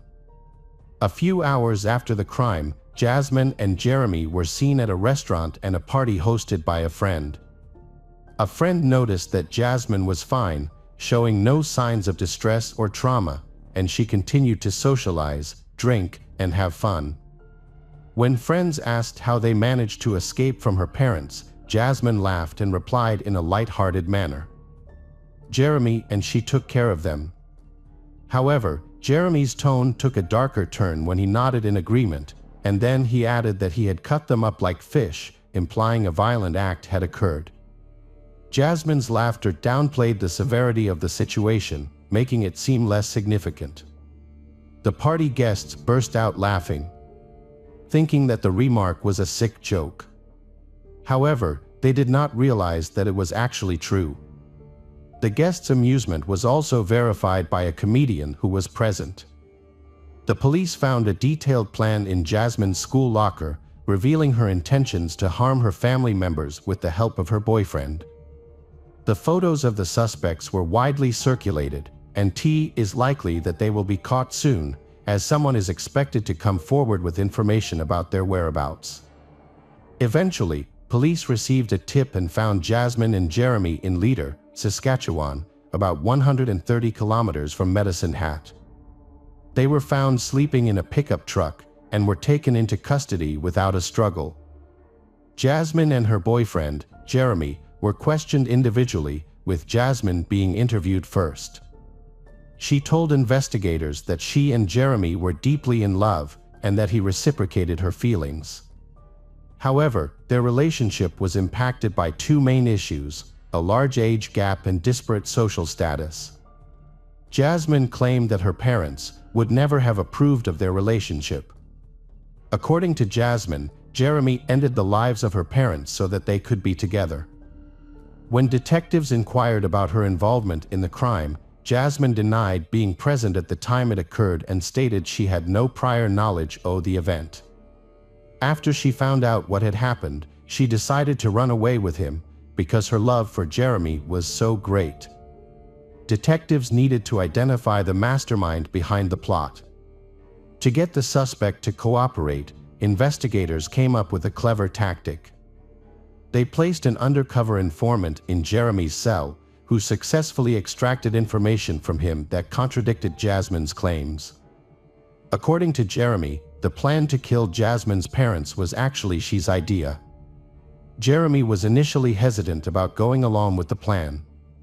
However, after realizing his own feelings for Jasmine, he agreed to it. Additionally, Jasmine's parents confiscating her computer as punishment also influenced his decision. Jeremy confessed to the informant. He took care of she parents, Deborah and Mark, while Jasmine took care of her younger brother, Tyler. Jeremy reveals that she desperately begged him to spare Tyler and come to her, and he was happy to get revenge on them all. Following Jeremy's confession, investigators questioned Jasmine using the recorded conversation between them and he as evidence, which left her no choice but to reveal every detail of the crime. She admitted that she stabbed her younger brother, Tyler, stating she didn't want to leave him behind as an orphan. In the following investigation, Jasmine and Jeremy voluntarily shared their social media profiles and passwords. By doing this, investigators were able to look at their private conversations and found thousands of messages that backed up Jeremy's previous claims. It became clear that Jasmine was indeed the mastermind behind the plan. Further investigation also uncovered a disturbing dynamic between Jasmine and Jeremy. Jeremy wrote that Jasmine was the only person who accepted and supported his unusual tastes, helping to alleviate the feelings of isolation he experienced due to not fitting in with societal norms. Fearing that he would lose her, he agreed to help carry out the horrific plan. One of Jeremy's messages contained a chilling passage, exposing his desire for violence. Jeremy wrote that he wanted revenge on Jasmine's parents and was determined to hold them accountable. His intention was to harm them and eventually make them disappear. Jeremy showed his affection for Jasmine in her time of need. However, his friends revealed a disturbing fact. Hours before the incident, Jeremy and his girlfriend had watched the 1994 film Natural Born Killers. This movie tells the story of a couple who brutally murder 9 people. Jeremy's friends stated that after watching the film, he expressed a desire to reenact a similar scenario with his girlfriend, calling it the best love story of all time. Based on the evidence collected, including witness testimony and the suspect's confessions, Jasmine and Jeremy, detectives were able to reconstruct incidents surrounding the crime. This led to the suspects being charged with 3 homicide counts. Jeremy was intoxicated before the incident. Jasmine allowed him into the house and led him to the basement, where he assaulted Deborah, Jasmine's mother. Deborah received 12 stab wounds, with the most severe wound penetrating 12 centimeters into her chest and damaging her heart, which ultimately caused her death. Jeremy then brutally attacked Mark, Jasmine's father, inflicting 24 wounds, 9 of which were on his back. Mark also bled to death on the basement floor. Meanwhile, upstairs Jasmine stabbed her younger brother Tyler 5 times. Then, Jeremy joined her. He coldly slit the boy's throat. Jeremy returned home to clean the blood off himself, while Jasmine took a taxi to a restaurant where they had agreed to meet. Once reunited, they discussed the incident of the night and then went to a party. Jeremy's friend, Casey Lancaster, helped them dispose of the evidence and evade authorities by fleeing to Saskatchewan. The brutality and gruesomeness of their actions are difficult to put into words. Jeremy and Jasmine committed their heinous crimes with ease and without emotion. What is even more disturbing is that during interrogation and detention, neither of them expressed any regret or remorse for their actions. While they were detained, Jeremy and Jasmine wrote letters to each other, referring to themselves as legendary and immortal. In one of these letters, Jeremy submitted a marriage proposal to Jasmine, and she happily accepted. Jasmine and Jeremy's intense relationship fell apart suddenly. As trial began, they blamed each other for their actions. Jasmine was the first to face trial in June 2007. She entered a not guilty plea, claiming that she was in a trance-like state at the time, which left her unable to intervene or stop Jeremy from killing her family. Jasmine also asserted that she only injured her younger brother, and Jeremy was the one who caused her younger brother's death. She made a statement that her conversations with Jeremy about killing her parents were just hypothetical discussions. But Jeremy took them seriously and pressured her into making them a reality. Jasmine received a 10 years prison sentence for 3 counts of homicide. However, due to Canadian laws regarding juvenile offenders, This was the maximum sentence she could receive as she was under 14 years old at the time of the crime.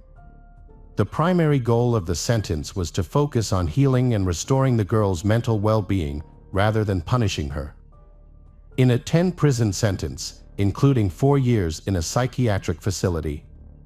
During her stay, doctors diagnosed her with 2 conditions: conduct disorder and oppositional defiant disorder. Jasmine showed genuine remorse for her actions in the years leading up to her release, which was noted by medical professionals during her community supervision. After serving her full sentence, Jasmine was released from prison in 2016 and has since been living in Canada under a new, protected identity. Her return to society has been met with mixed opinions, with some people supporting her right to a second chance, while others believe her punishment should have been more severe. The community in Medicine Hat has made it clear they do not want her to return. It remains to be seen whether Jasmine has truly changed and grown during her time in detention. Jeremy's trial began in 2008. He claimed that he had not initially intended to harm his girlfriend's parents, Deborah and Mark. However, after being discovered in the basement, he felt forced to attack. Jeremy denied harming Tyler and instead suggested that Jasmine was the one responsible. His defense argued that Jasmine had deliberately manipulated him into committing the crime, as she sought to escape her parents' strict control. Friends of Jeremy stated that he came to them before the crime. He confided in them his fear of losing Jasmine, to the point where he was willing to do anything to prevent it. Jeremy's lawyers asked the court to reduce the charges to manslaughter, suggesting that he was under the influence of substances at the time of the crime. When questioned by the prosecution about his motives, Jeremy gave an inconsistent response. He stated that when someone finds their soulmate, they will do whatever it takes to keep them. Throughout the trial, Jeremy remained largely unemotional, but broke down in tears when his mother, Jacqueline May, testified in his defense. Jacqueline felt guilty about the role she played in his upbringing, during which he was frequently physically and emotionally abused by her partners. In the end, Jeremy was found guilty of 3 counts of first-degree homicide and received 3 life sentences. He will be eligible for parole in 25 years, starting in 2033. Casey Lancaster's charges related to being an accomplice in a crime have been dismissed in a Medicine Hat court. However, she was found guilty of obstructing justice. As a result, she received a 1-year sentence of house arrest and was prohibited from using drugs and alcohol during her custody. Welcome back, mystery lovers. Today's case is going to keep you on the edge of your seat. The case of Teresa Halbach. Teresa was born on March 22, 1980, to parents Richard and Karen Halbach. She was the youngest of 5 siblings, and the family she lived on a dairy farm.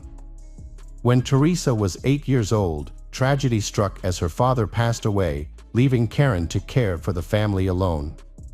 Karen later married her Richard's brother, Thomas, and together they raised their blended family. Teresa is an adventurous and nature-loving individual who dreamed of becoming a National Geographic photojournalist. She excelled academically, graduating summa cum laude from the University of Wisconsin-Green Bay with a degree in photography. After college, Teresa continued her work with Pierce Photography, a company where she had interned during her studies. She also launched her own business, Photography by Teresa, operating from the Pierce studio. Teresa traveled extensively for her work and to supplement her income. She took on freelance photography jobs for Auto Trader magazine, photographing vehicles for sale. Tragically, this job ultimately resulted in her premature death. All evidence pointed to a single suspect, Stephen Avery. He had contacted Teresa to schedule a photo shoot of his sister's minivan. According to records, Teresa was last seen at 2:30 p.m. that afternoon. This was later confirmed by Stephen's nephew, Bobby, who told the police that he saw Teresa's car enter the salvage yard. Stephen was originally charged with using a gun on November 11, 2005. Subsequent charges included the murder of Teresa Halbach, her kidnapping, and the mutilation of her body.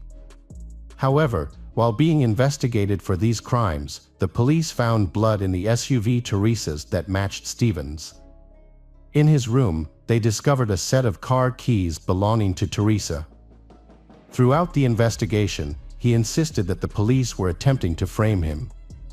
Steven was born on July 9, 1962, in Wisconsin, where he grew up with his parents Dolores and Alan, and siblings Charles, Earl, and Barbara.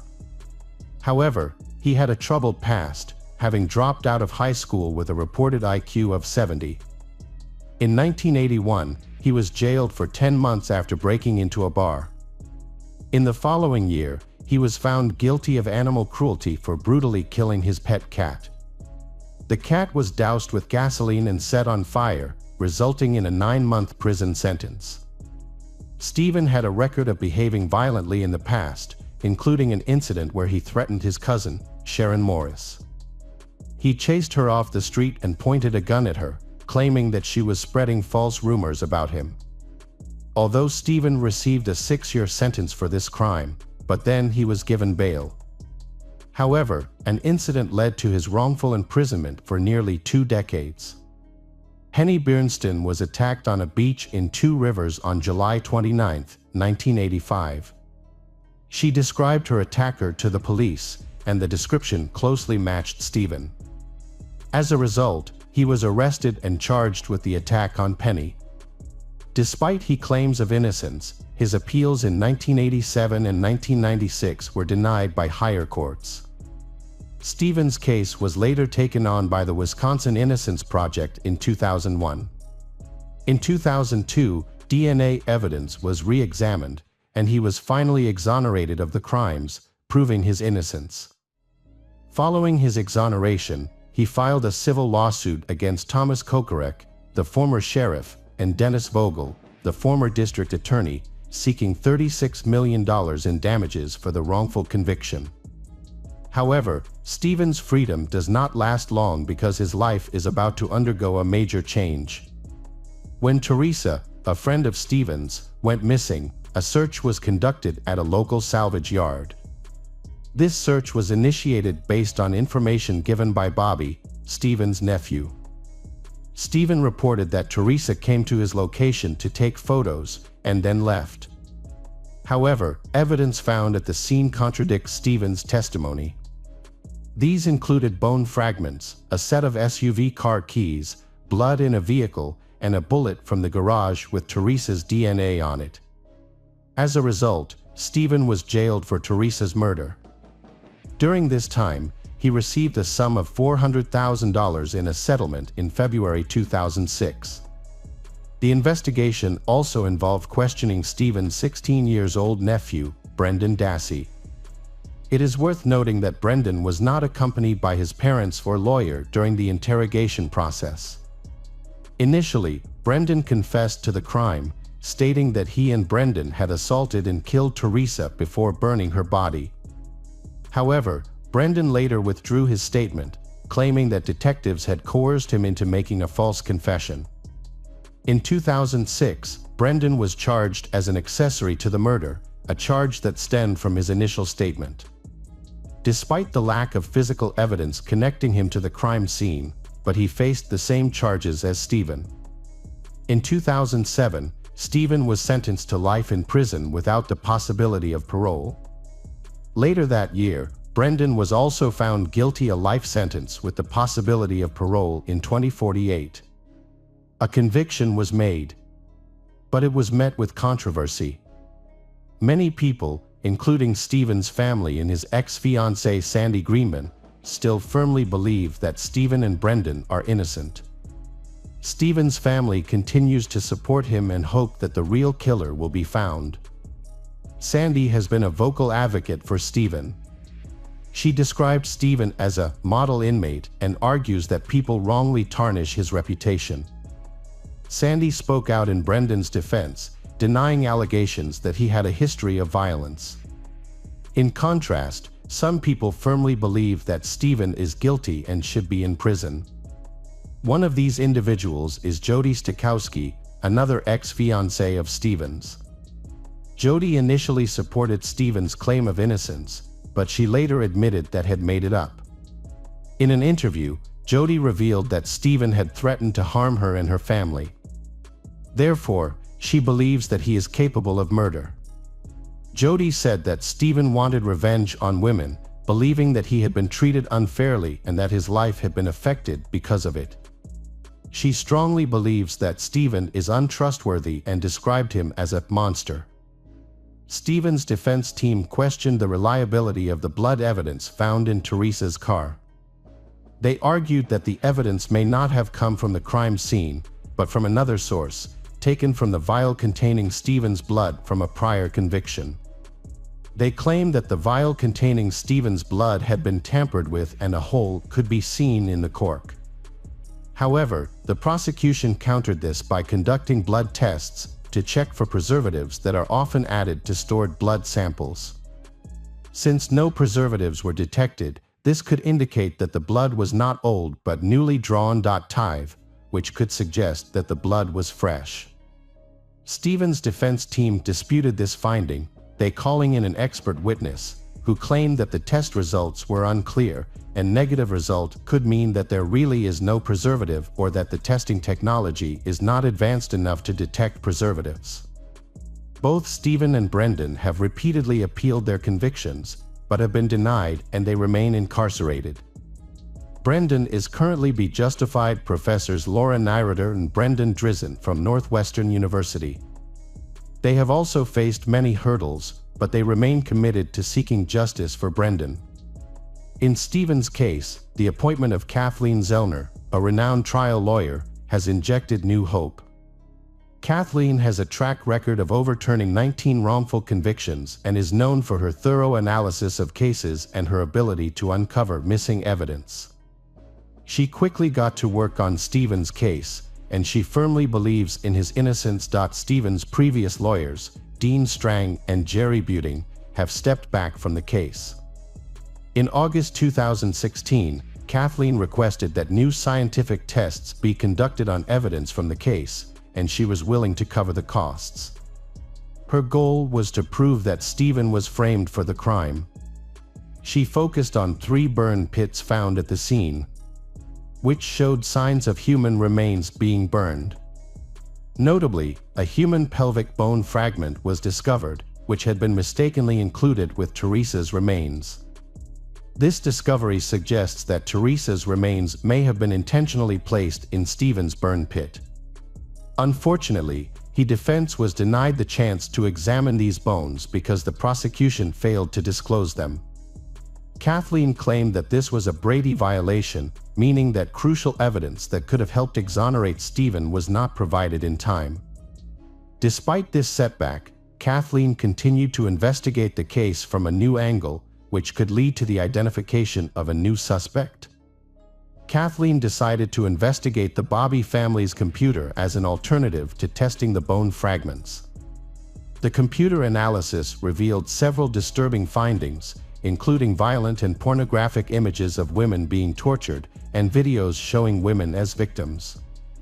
These materials were accessed at times when Bobby was supposedly at home.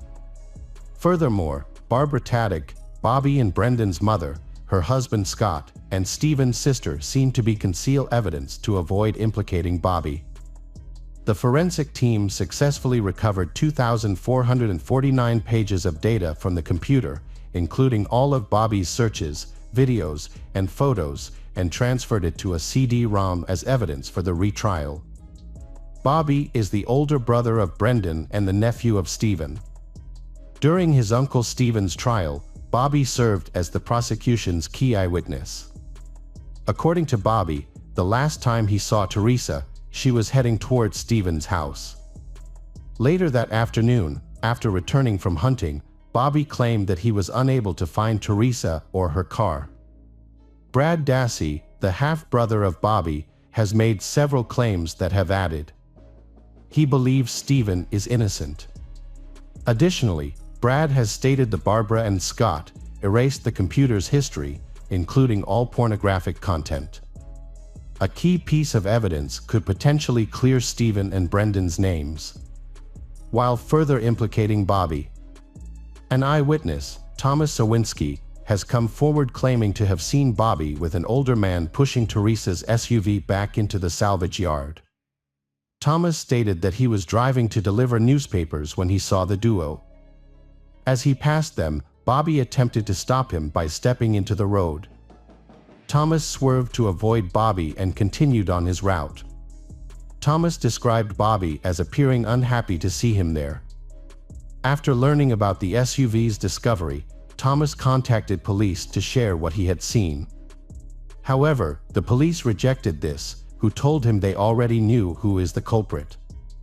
New testimony has cast doubt on the credibility of the prosecution's key witness, Bobby. Kathleen believes that if Thomas's claims are true, then Bobby's entire statement is false. She argued that the rejection of key evidence supporting Stephen's case deprived him of the opportunity to prove his innocence for years.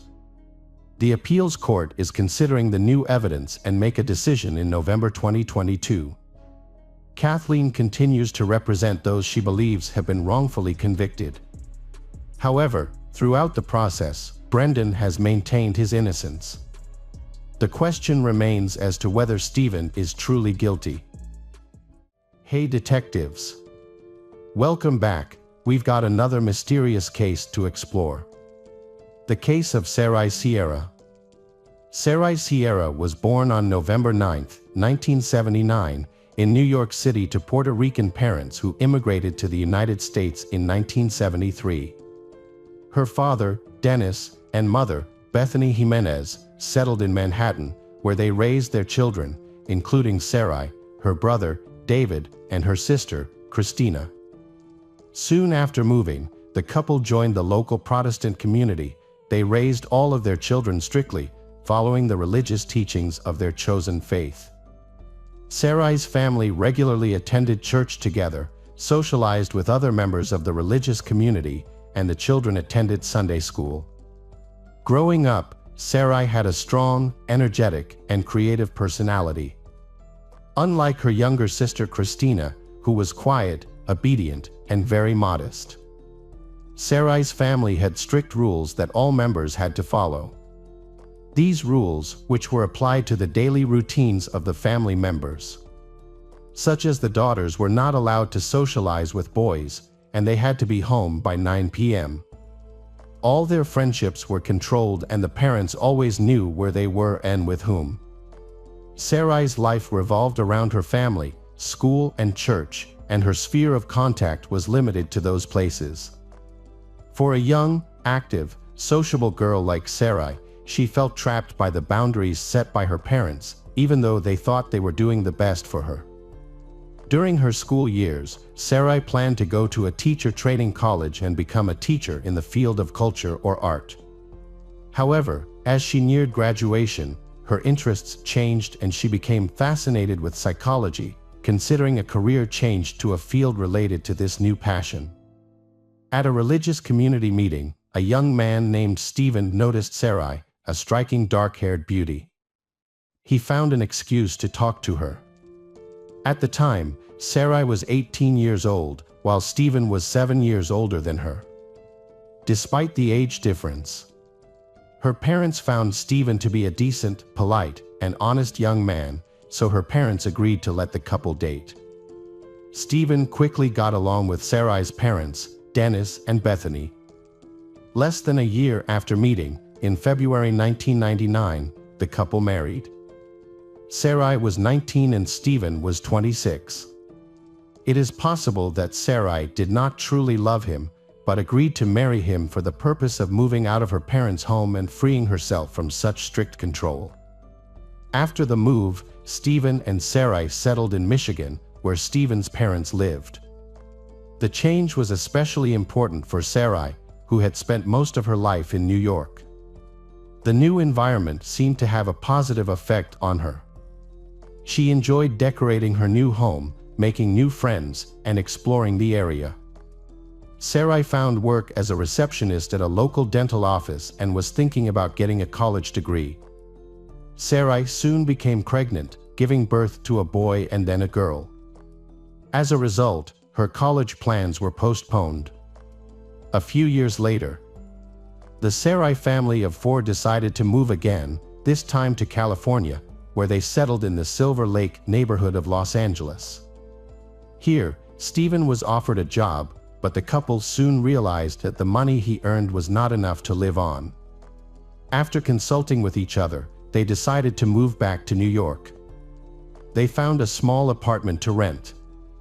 At this time, the couple was having financial difficulties. Sarai remained at home to take care of the children, while her husband did many odd jobs to make a living. However, things began to stabilize when the children started going to school. Sarai got a job at an advertising agency. At the same time, Stephen found a stable job as a bus driver on one of the city's routes. Sarai put her studies on hold to raise her children. As her children grew older and her life became more stable at the age of 30, she returned to her long-cherished dream of pursuing an education. She decided to pursue a different field, choosing a degree in psychology at a local university. However, the boring classes began to bore Sarai. She decided to find herself in a different field, choosing a career that would inspire her and allow her to express herself. Since Sarai had always been creative, good at drawing and seeing beauty in everything, her artistic eye eventually led her to photography. To further hone her skills, she joined a prestigious photography community in New York. Her talent was quickly recognized as she demonstrated her ability to choose the perfect angle and create beautiful compositions. Her work was even praised by professionals for its creativity and vision. In early 2012, Sarai's colleagues advised her to create a social media page to showcase her work. She followed their advice and started posting her photos online. The response was overwhelming, with thousands of users subscribing to her profile and enthusiastically commenting on each new post. Within a few months, she became a real star, and her subscriber count continued to grow exponentially. The enthusiasm really overwhelmed Sarai. She felt that she could achieve much more and wanted to develop and improve in this direction. So she proposed to organize a group photography trip to look for beautiful and unusual locations in different parts of the world. She started by organizing short trips within the country, focusing on capturing iconic architectural landmarks and historical monuments through her lens. When her photos received significant attention and praise, she was motivated to continue. Next, Sarai wanted to travel to Istanbul, one of the most ancient and beautiful cities in the world, to document the city's historical sites. Sarai's decision to take a photography trip to the other side of the world surprised her family, especially her parents. Since she had never traveled abroad or been away from home for a long time, they were not very happy with the idea. However, Sarai was determined to carry out her plan and even arranged for her best friend, Magdalena, to come along. Her parents did not know that Sarai's family was going through a difficult time, as her relationship with her husband began to fall apart. It is possible that this difficult situation prompted Sarai's desire to take the trip. She wanted to change her surroundings and think about her family's difficulties. Sarai had lived in a strict framework for too long, and now she was eager to do what she wanted to do. At the same time, her husband Stephen's social media profile began posting cryptic statuses, reflecting on the value of marriage, love, and mutual respect in relationships. And there was a post where Stephen darkly hinted at Sarai's infidelity. But a few hours later, Stephen deleted the post, leaving unanswered questions behind. It was clear that he felt unhappy and unloved, and he tried to show it to everyone through his social media page. Sarai was also going through the same pain, but she kept it to herself, trying not to complain and focusing on her work. Sarai's long-awaited trip was coming up, but she received some disappointing news just before her departure. Her best friend Magdalena, who was supposed to accompany her, had to cancel the trip due to unforeseen work issues. Although Sarai was extremely upset, she had been looking forward to the trip for so long that she decided not to change her plans. Her family was worried about her traveling alone to a foreign country, but Sarai reassured them that everything would be fine. She promised to keep them updated by calling, writing, and sending photos every day. In addition, Sarai was also planning to visit Germany and Austria, where she had scheduled several commercial photography assignments. Her entire trip was literally scheduled by the hour, and she would not deviate from the plan. On January 7, 2013, Sarai traveled from New York to Istanbul. She had some cash with her, and she had carefully packed her belongings, which included a smartphone, a tablet, and a cheap DSLR camera with a professional lens. Upon arriving in Istanbul, she reported to her family that she had landed safely and was on her way to her pre-booked hotel, which was located in a less popular part of the city. Due to budget constraints, the hotel was located in a remote neighborhood that locals considered unsafe. After dropping off her luggage and changing into her travel clothes, she headed to the nearest metro station, eager to explore the historic city center. Sarai spent her days in Istanbul sightseeing and capturing the beauty of the city through photography. Every evening, she would video call her parents and husband, sharing stories about her experiences and plans for the next day. She also spent time processing the photos and sharing them on social media. Unknown to her family, Sarai met a young man named Tylan on social media in 2012. Over the course of several months, they corresponded and became very close. It was Tylan who convinced her to fly to Istanbul. As a native of Istanbul, Tylan was the ideal guide, showing Sarai around interesting places. Sarai trusted Tylan completely, and they spent many days together exploring the city. After a week in Istanbul, Sarai traveled to several European countries, where she arranged several commercial photo shoots. Here, Sarai saved money on hotel rooms, as she was welcomed by fans who had subscribed to her social media accounts and had been following her work for a long time, offered to let her stay. And her fan was a young man in Austria who met her at the airport in Vienna. He was a few years older than Sarai and shared her passion for photography, admired her work, and wanted to meet her in person. Sarai's trip went smoothly. She visited all the planned destinations and met everyone she had arranged to meet. On the third day, she arrived in Berlin, where she was greeted at the airport by fans who took her on a tour of the city. After completing her assignment in Germany, Sarai returned to the airport and flew back to Istanbul, planning to stay there for 2 more days before returning home. Upon arriving in Istanbul, she met Tylan and they spent the day exploring the city together. They ended the evening at a popular local bar, and after midnight, Tylan took Sarai back to her hotel, where they said their goodbyes. On January 21, 2013, Sarai was scheduled to return home to New York after her photography trip. Before leaving, she informed her parents and husband of her flight details. Since this was the longest trip she had ever taken away from home, everyone was relieved that the trip was coming to an end. However, before returning, Sarai decided to take a last walk around the city and take some more beautiful photos to show everyone. At the appointed time, Sarai Dennis, father, arrived at the airport to pick up his daughter because her husband was at work and could not come. He arrived early to avoid any possible traffic jams. However, after the plane landed and all the passengers had disembarked, Sarai disappeared without a trace. Worse still, her phone was unreachable and all attempts to contact her were unsuccessful. Dennis then waited a while longer, and worried about his daughter's absence, he went to see a representative of the airline. They told him that a passenger by that name was not on the flight, which shocked Dennis.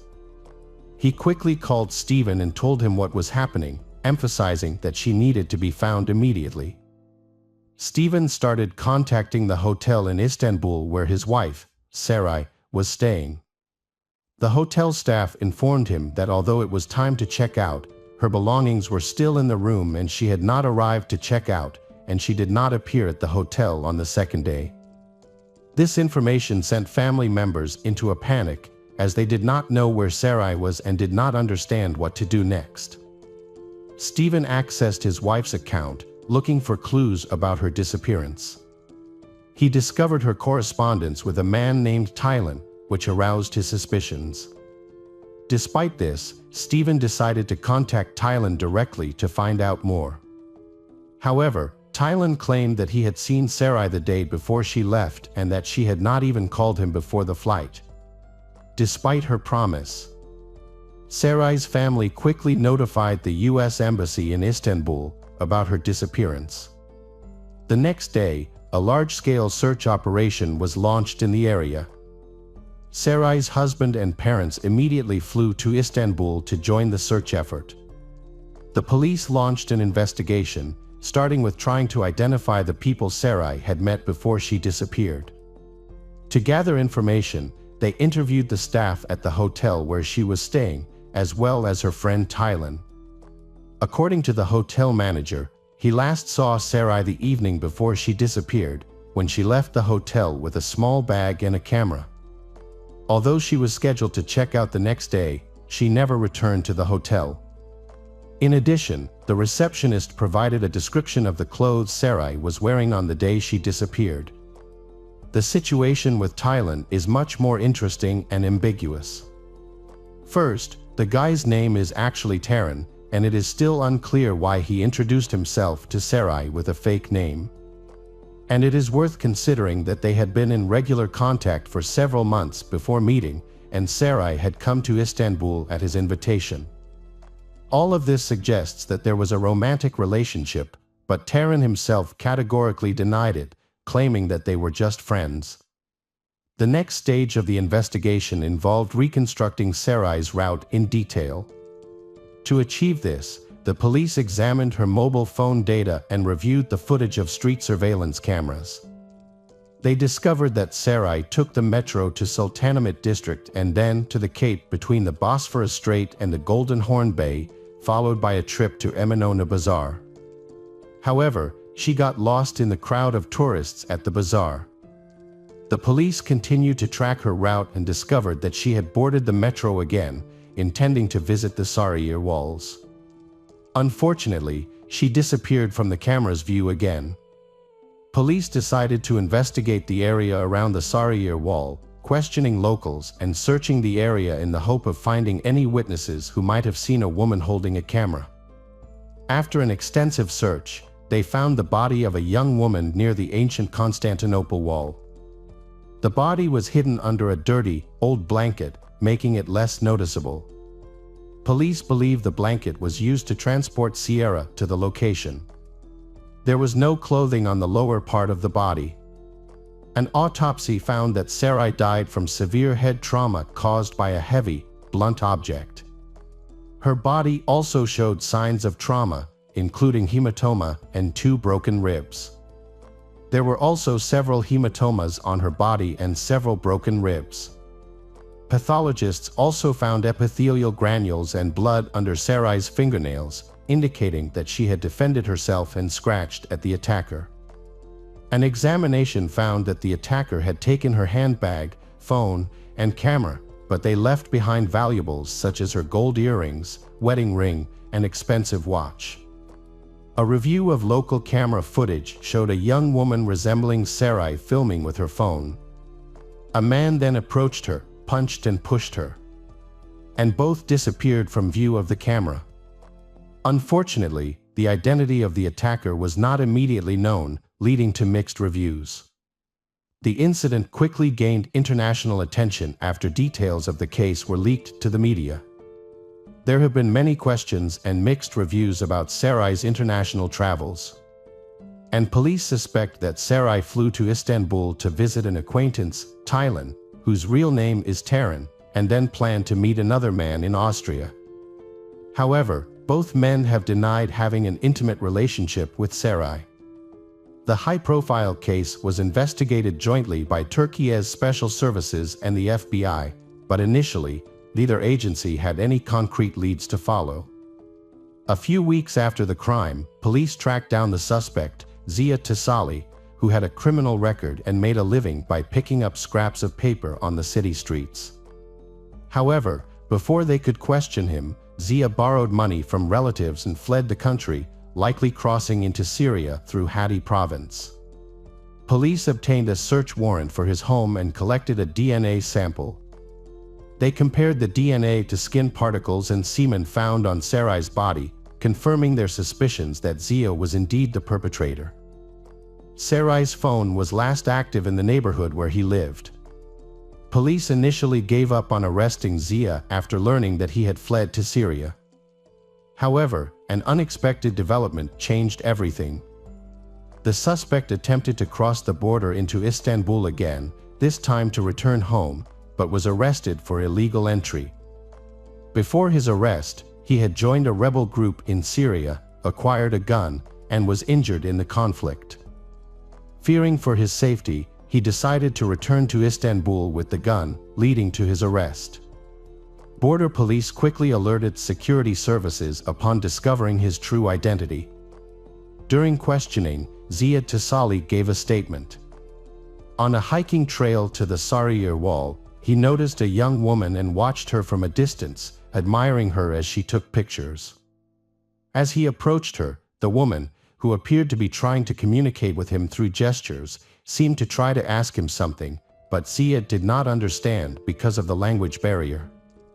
However, he noticed that she had a brand new iPhone and an expensive camera, which caught his attention. As she continued walking, he followed her. It was getting dark and there was no one else around, near the location next to the wall. At one point, Zia thought that Sarai was taking pictures of him, which angered him. He picked up a large rock and hit Sarai on the head. The two rolled down the rubble of the wall. After Sarai was knocked unconscious, Zia took advantage of the situation and sexually assaulted her. Zia then delivered another serious blow to the head to finish Sarai off. Zia took Sarai's belongings, including her bag, camera, and phone, and left the scene. As he was leaving, he came across a discarded blanket and decided to return to cover her body. He then dragged the body to a location out of sight of the hiking trail. He then covered the body with a blanket and left. Notably, while the search for Sarai was ongoing, Zia returned to the crime scene again to confirm that the victim, Sarai, was dead and that her body was still in the same position he had left it. When Zia found out on the news that the victim's body had been found, he knew the police would soon be looking for him, so he decided to flee the country. He borrowed money from his sister, who often felt sorry for him.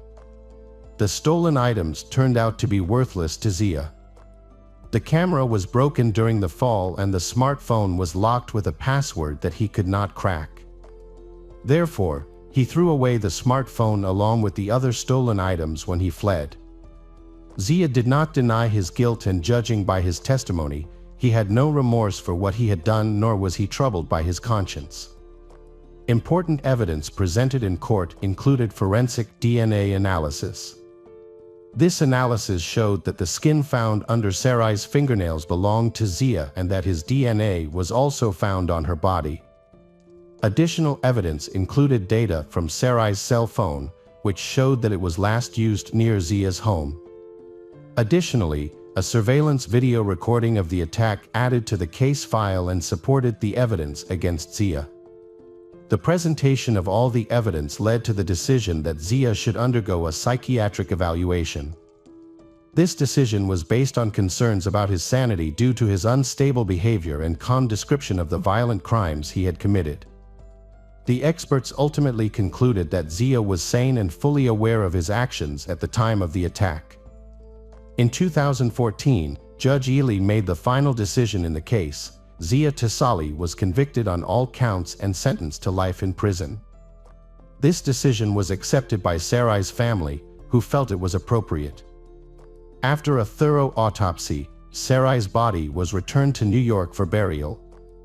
Her funeral was held according to the family's wishes and in accordance with their religious beliefs. In her memory, Sarai's family created a website featuring her previously unpublished work, including photographs. The photographs attracted international attention, with people from all over the world wanting to buy them. The money raised from the sale of the photographs was set aside by the family for a charitable cause. Her husband, Stephen, began a close relationship with a woman in the Christian community who supported him during this difficult time and regularly helped him with childcare and household chores.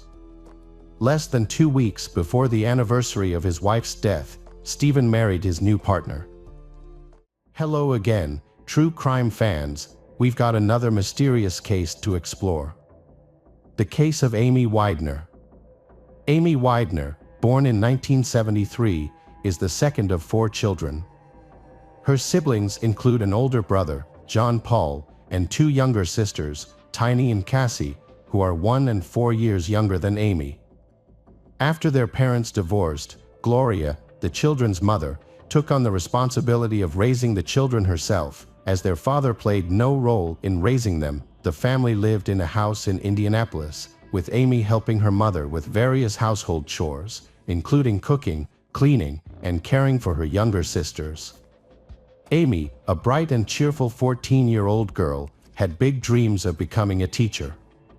However, her life took an unexpected turn when she became pregnant. Afraid to tell her mother, she hid her pregnancy by wearing baggy clothes for over 5 months. As her belly grew, it became harder to hide it, and eventually, her family discovered her secret when she was nearly 6 months pregnant. Gathering all her courage, Amy told her mother, Gloria, and burst into tears. Amy begged her mother not to hate her, but Gloria, though shocked, offered words of comfort and encouragement. Gloria recalls feeling stunned, thinking that this was the worst thing that could happen in her life. However, she had no idea of the even more heartbreaking events that were about to happen. The father of Amy's child was 20-year-old Tony Abercrombie, a friend of her brother. What their family did not know was that Amy and Tony had a secret relationship, with only the 2 of them knowing about their intimacy. After learning of her daughter's pregnancy, Gloria took control and forbade Amy from seeing Tony.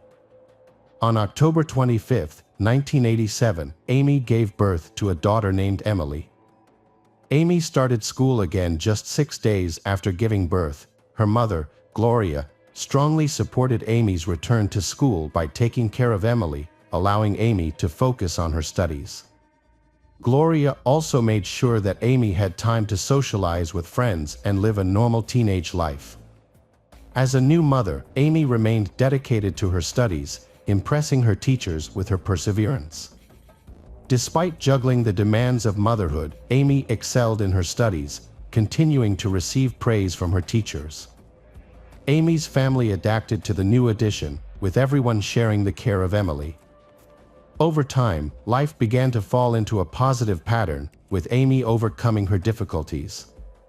Just when things seemed to be going smoothly, a sudden change turned everything upside down. On November 13, 1989, 16-year-old Amy woke up with a severe sore throat and decided to stay home from school, despite her mother, Gloria, offering to take Emily to a nanny. She kept her 2-year-old daughter, Emily, with her. After breakfast together, Gloria went to work, and Amy's siblings went to school, leaving Amy and Emily alone at home. Gloria tried to contact Amy by phone at 9:30 a.m. but received no response. When she called again a few hours later and still had not heard anything, Gloria became worried. She asked a nearby neighbor to stop by and check on them. The neighbor found the house quiet and unresponsive, prompting Gloria to leave work immediately and go home. When she arrived, she found Emily sitting on the stairs. Gloria called Amy, but received no answer, so she went upstairs. The scene in Amy's bedroom was tragic and shocking. Amy lay motionless and naked on the bed, surrounded by bloodstains. When Gloria realized the urgency of the situation, she quickly called 911. The police arrived and carefully searched Amy's house. At first, they thought someone had tried to break in because several items were missing, including stereo equipment and a graphic equalizer that belonged to Amy's brother, John Paul. Another item missing was a piggy bank from Amy's room, a simple glass jar with about $50 in savings for school. The police did not find any signs of forced entry. It is likely that the perpetrator entered through an unlocked back door or the front door, which Amy may have opened herself. In Amy's room, the police found key evidence, a bloody handprint on the wall and several strands of hair, likely belonging to the attacker. The medical examiner determined that Amy had been hit in the head with a sharp object, sexually assaulted, and then strangled. Amy's 2-year-old daughter, Emily, may have witnessed these events. Fortunately, Emily was found unharmed. Due to Emily's young age, the police attempted to communicate with her and gather any information she had. To create a more comfortable environment, they used finger puppets to gently question Emily about the events. During the interaction, Emily mentioned that her mother seemed very angry that day. Unfortunately, Emily did not provide any further details. To aid in their investigation, the police collected evidence, including a section of the wall with the attacker's bloody handprint, as well as the victim's clothing and bedding at the crime scene. During the investigation of Amy's case, the police spoke to her family, friends, and neighbors to gather information. One of the people they interviewed was Amy's 17-year-old brother, John Paul. Police initially suspected him, but he had an alibi and no evidence linking him to the case. Another person of interest was Tony Abercrombie, Amy's ex-boyfriend and the father of her child. He denied any involvement in her murder and expressed his deep feelings for Amy. Tony had a credible alibi at the time of the murder. Police also investigated Troy Jackson, who lived next door to Amy. Although he claimed he had nothing to do with the murder, he knew that a stereo system had been stolen on the day of the murder. Troy had no bruises or scratches on his hands, and a hair sample did not match the hair found at the crime scene. Troy also passed a lie detector test, which eventually cleared him as a suspect. Police expanded their investigation by talking to other acquaintances, neighbors, and classmates of Amy. They collected fingerprints and hair samples from these people, but no evidence pointed to any of them. A large crowd attended Amy Widener's funeral, and police attended the funeral, observing the proceedings and looking for potential clues in the case. Months passed after Amy's death, and the police still had no leads on any suspects. Gloria Widener, Amy's mother, adopted her niece Emily.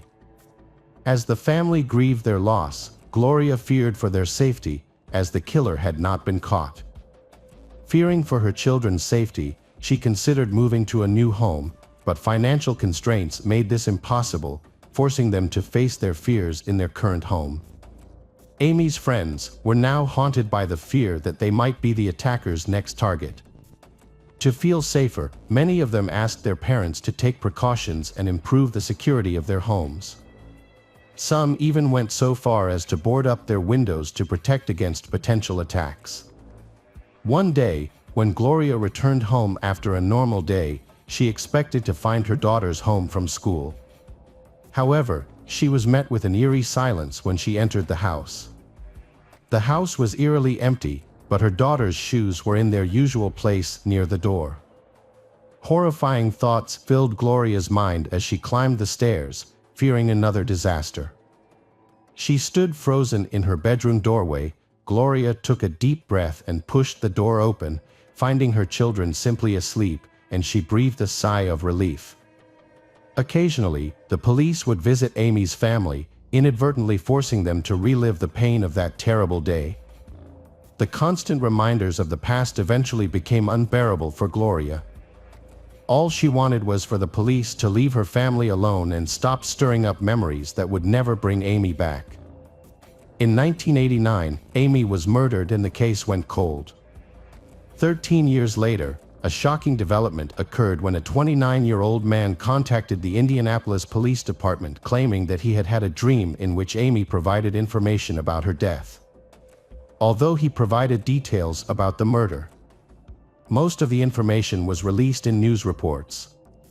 Police investigated the man, who was 16 at the time of the incident and lived across the street from Amy's house. His fingerprints and DNA were tested for any potential connection, but no match was found, leading to his release. Although his call did not contribute significant evidence, it prompted police to re-examine the unsolved case. In 2002, the investigation resumed, focusing on some of Amy's friends and acquaintances. Despite renewed efforts, the investigation once again hit a dead end, leaving the case unsolved.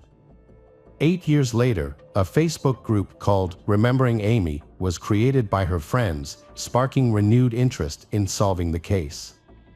A police officer, unfamiliar with Facebook, asked his colleague, Officer Bill Carter, to help him print out information from a Facebook group related to a cold case. Although Bill specializes in crimes other than homicide, reviewing the details of the case piqued his interest in Amy's murder. In his spare time, he began to explore the case files. Bill scrutinized the 2-decade-old case, re-examining every detail in the file, re-evaluating the evidence, and reviewing Amy's school records from the day of the murder. He also looked at the list of people who had attended Amy's funeral. By entering the case information into the database, Bill found some overlooked leads. Among them were several friends of Amy's brother who had never been questioned by the police and had not provided DNA samples. In 2011, Officer Bill expanded his investigation by contacting Amy's family and friends, asking for potential leads and the names of people who might have information about the case. As part of his new approach, he also began collecting DNA samples from people who had not previously been considered during the initial investigation. This effort complemented the neighborhood survey conducted after the crime, where police recorded the names of residents who lived near Amy's home. Bill reviewed the case file and returned to the area to determine if any of the original residents still lived nearby. His investigation led him to a woman who was a neighbor and friend of Amy's. The woman tried to recall the names of the boys Amy had befriended, and while she mentioned some names that the police knew, she also mentioned an unfamiliar name, Rodney Dank. In 2012, Bill received permission from the Cold Case Unit to officially take over the Amy case. His first step was to locate Rodney Dank to determine if he was a potential suspect. Amy's family was familiar with Rodney, as he was friends with Amy's brother, John Paul. They spent time together doing activities like biking and fishing. Bill asked John Paul about Rodney and learned that Rodney was a quiet, reserved person who kept to himself and did not arouse any suspicion. To gather more information, Bill went to the home of Rodney Dank, 40, who lived with his mother near Amy's family. Rodney worked at an auto parts store and had been divorced for some time, with an adult son whom he rarely saw. When Bill arrived at Rodney's home, his mother answered and told the police that Rodney was at work. Bill left his business card, asking Rodney to call him as soon as he returned. Rodney called Bill that evening and the police asked to meet with him to discuss Amy's murder. Rodney agreed and allowed Bill to come to his home. However, when Bill returned to Rodney's home, he was not there. Bill decided to run a background check on Rodney and discovered that Rodney had been convicted of assault in 1991 and burglary in 1997. The police also compared Rodney's fingerprints, which were already in the system, to the fingerprints found at Amy's house during the initial investigation.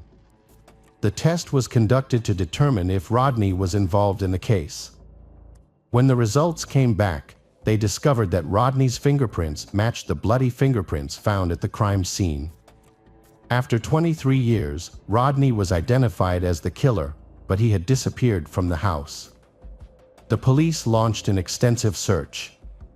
They tracked Rodney's credit card activity, which showed a rental car with an OnStar tracking system. The police located the car in Indianapolis, where Rodney was hiding at a friend's house. When surrounded by police, Rodney brandished a knife and claimed his innocence, injuring himself. He attempted to attack the police, but was subdued with a taser, handcuffed, and taken to hospital.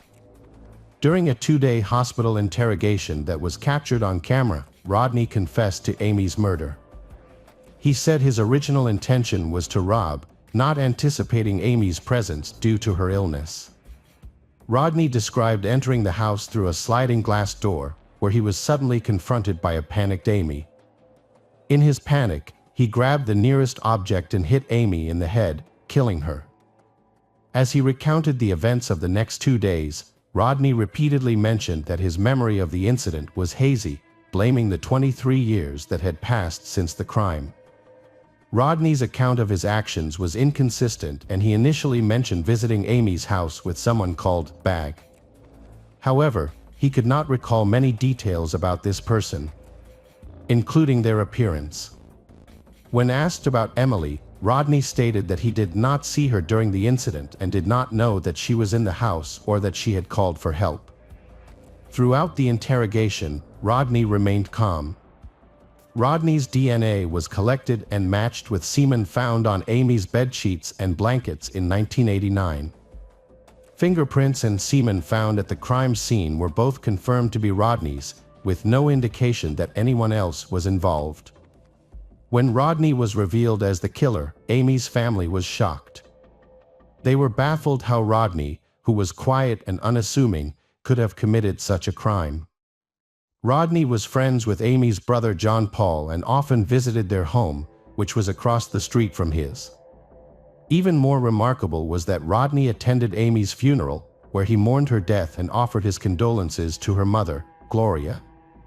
Police bill later found Rodney's signature in Amy's funeral book, a detail that had previously been overlooked. Reinvestigating the case led Bill to a crucial discovery. Rodney's name was first mentioned by Tony, Amy's ex-boyfriend and Emily's biological father, in 2003. Tony revealed that Rodney had frequently visited Amy's family home. Bill realized that Rodney had somehow escaped notice in 1989 and had never been suspected or questioned at the time. Further investigation into Rodney's background in 2012 uncovered a disturbing fact. His biological son, Dylan, was in prison for a crime committed in 2009. Dylan was 16 when he killed his biological mother, Mary McHenry. He claimed that he had acted in response to her abuse, using a baseball bat to inflict the fatal wounds. Mary died of her injuries. Dylan turned 17 just days after the incident, leaving behind a tragic and heartbreaking case. Despite being largely absent from Dylan's life due to his early divorce from Mary McHenry, Rodney attended Dylan's trial in 2009, opting for a plea deal that resulted in a 20-year prison sentence. By the time of his scheduled release in 2029, Dylan will be 37. Rodney, on the other hand, initially insisted that he had an accomplice in Amy's murder, a man he knew as Bag. However, in June 2013, just 10 days before his trial was due to begin, Rodney, then 42, recanted his earlier confession, admitting that he had acted alone in Amy's murder. Rodney's sudden confession, combined with the substantial evidence against him, led to his 65-year prison sentence in 2013. Amy's family held a meeting with Detective Bill Carter after Amy's case was solved. To mark the 24th anniversary of her death, they released 24 balloons into the air, expressing their gratitude for Detective Bill's crucial role in solving the case. The family thanked him for his efforts, especially for identifying Rodney as the killer after just 12 days of investigation. Police officer Bill Carter received a prestigious award from the Indianapolis Police Department in January 2014. Although he was offered a position in the Homicide Bureau, he chose to stay in his current position. Years later, Amy's daughter, Emily, has grown up. She graduated from her mother's alma mater and then went to college, looking for new opportunities. Eventually, Emily moved from Indianapolis to California. Gloria still lives in the house where her daughter, Amy, tragically died. She has kept Amy's room as a memory of her, with photos still on display. Now, the room is also where Gloria's grandchildren play when they visit for the holidays, bringing joy and new life to a space once filled with sadness and loss. Hi everyone, thanks for returning. Let's unravel another perplexing mystery. The case of Annie Tayan. Annie Tayan was born on May 1, 1965, in Charleston, South Carolina, and was raised by her mother. She had a strong love for life, dancing, fun, and the simple pleasures it brought. Annie dreamed of having a family and considered motherhood her greatest goal. She began this journey very early, giving birth to her first son, Jemia, at the age of 18, followed by her second son, Sean, just a year later. By the age of 20, she welcomed her third child, a daughter named Shane. Unfortunately, shortly after Shane was born, the children's father left Annie, became uninvolved in their lives, and abandoned the family. Annie faced the hardships of raising 3 young children in a rented apartment in Maine. In 1987, when her youngest daughter Shane was only 6 months old, Annie, 22, met Michael Palin, 32, a Navy officer stationed on the aircraft carrier Bramby. Their meeting took place in Portland, Maine, where Michael's ship was docked, and he felt an immediate attraction to Annie during their waterfront encounter. Michael lived in Charleston, South Carolina, and was a respected member of the Navy, known for his work as a computer systems operator. He was actively involved in military operations and had received several awards. Annie was fascinated by Michael's naval career and quickly fell in love with him, telling a friend that she had found a man she felt was truly worthy of her love. After dating for a few months, Annie and Michael decided to move in together, creating a family with 2 sons and a daughter. Unfortunately, their life together took a tragic turn when a fire broke out in their apartment. Annie was away at the time, leaving Michael with the children. Michael, along with Jemia and Sean, were able to escape, but Shane, who was too young to walk, was left behind. When Annie returned, she tried to enter the burning apartment to save Shane, but the neighbors prevented her. The loss of Shane in the fire had a profound effect on Annie. After the devastating fire, Annie and her sons moved to her mother's house in Portland. Meanwhile, Michael focused on his work and decided to stay in the barracks. A few months after the move, a disturbing event occurred near Annie's mother's house. A shed in the backyard was set on fire. The police quickly traced the source of the fire and found a lighter engraved with the name Bramby, the ship on which Michael served. This discovery made Michael the prime suspect in the arson case. However, despite the incriminating evidence, the police were unable to link him to the crime due to insufficient evidence. After the second fire, Maine child welfare authorities discovered that Annie's sons were living in unsafe conditions with her. As a result, they made the decision to remove Jemia and Sean from her custody and place them in the care of the Department of Social Services. This decision devastated Annie, who tried her best to regain custody of her children. But she was unsuccessful and lost custody of her sons.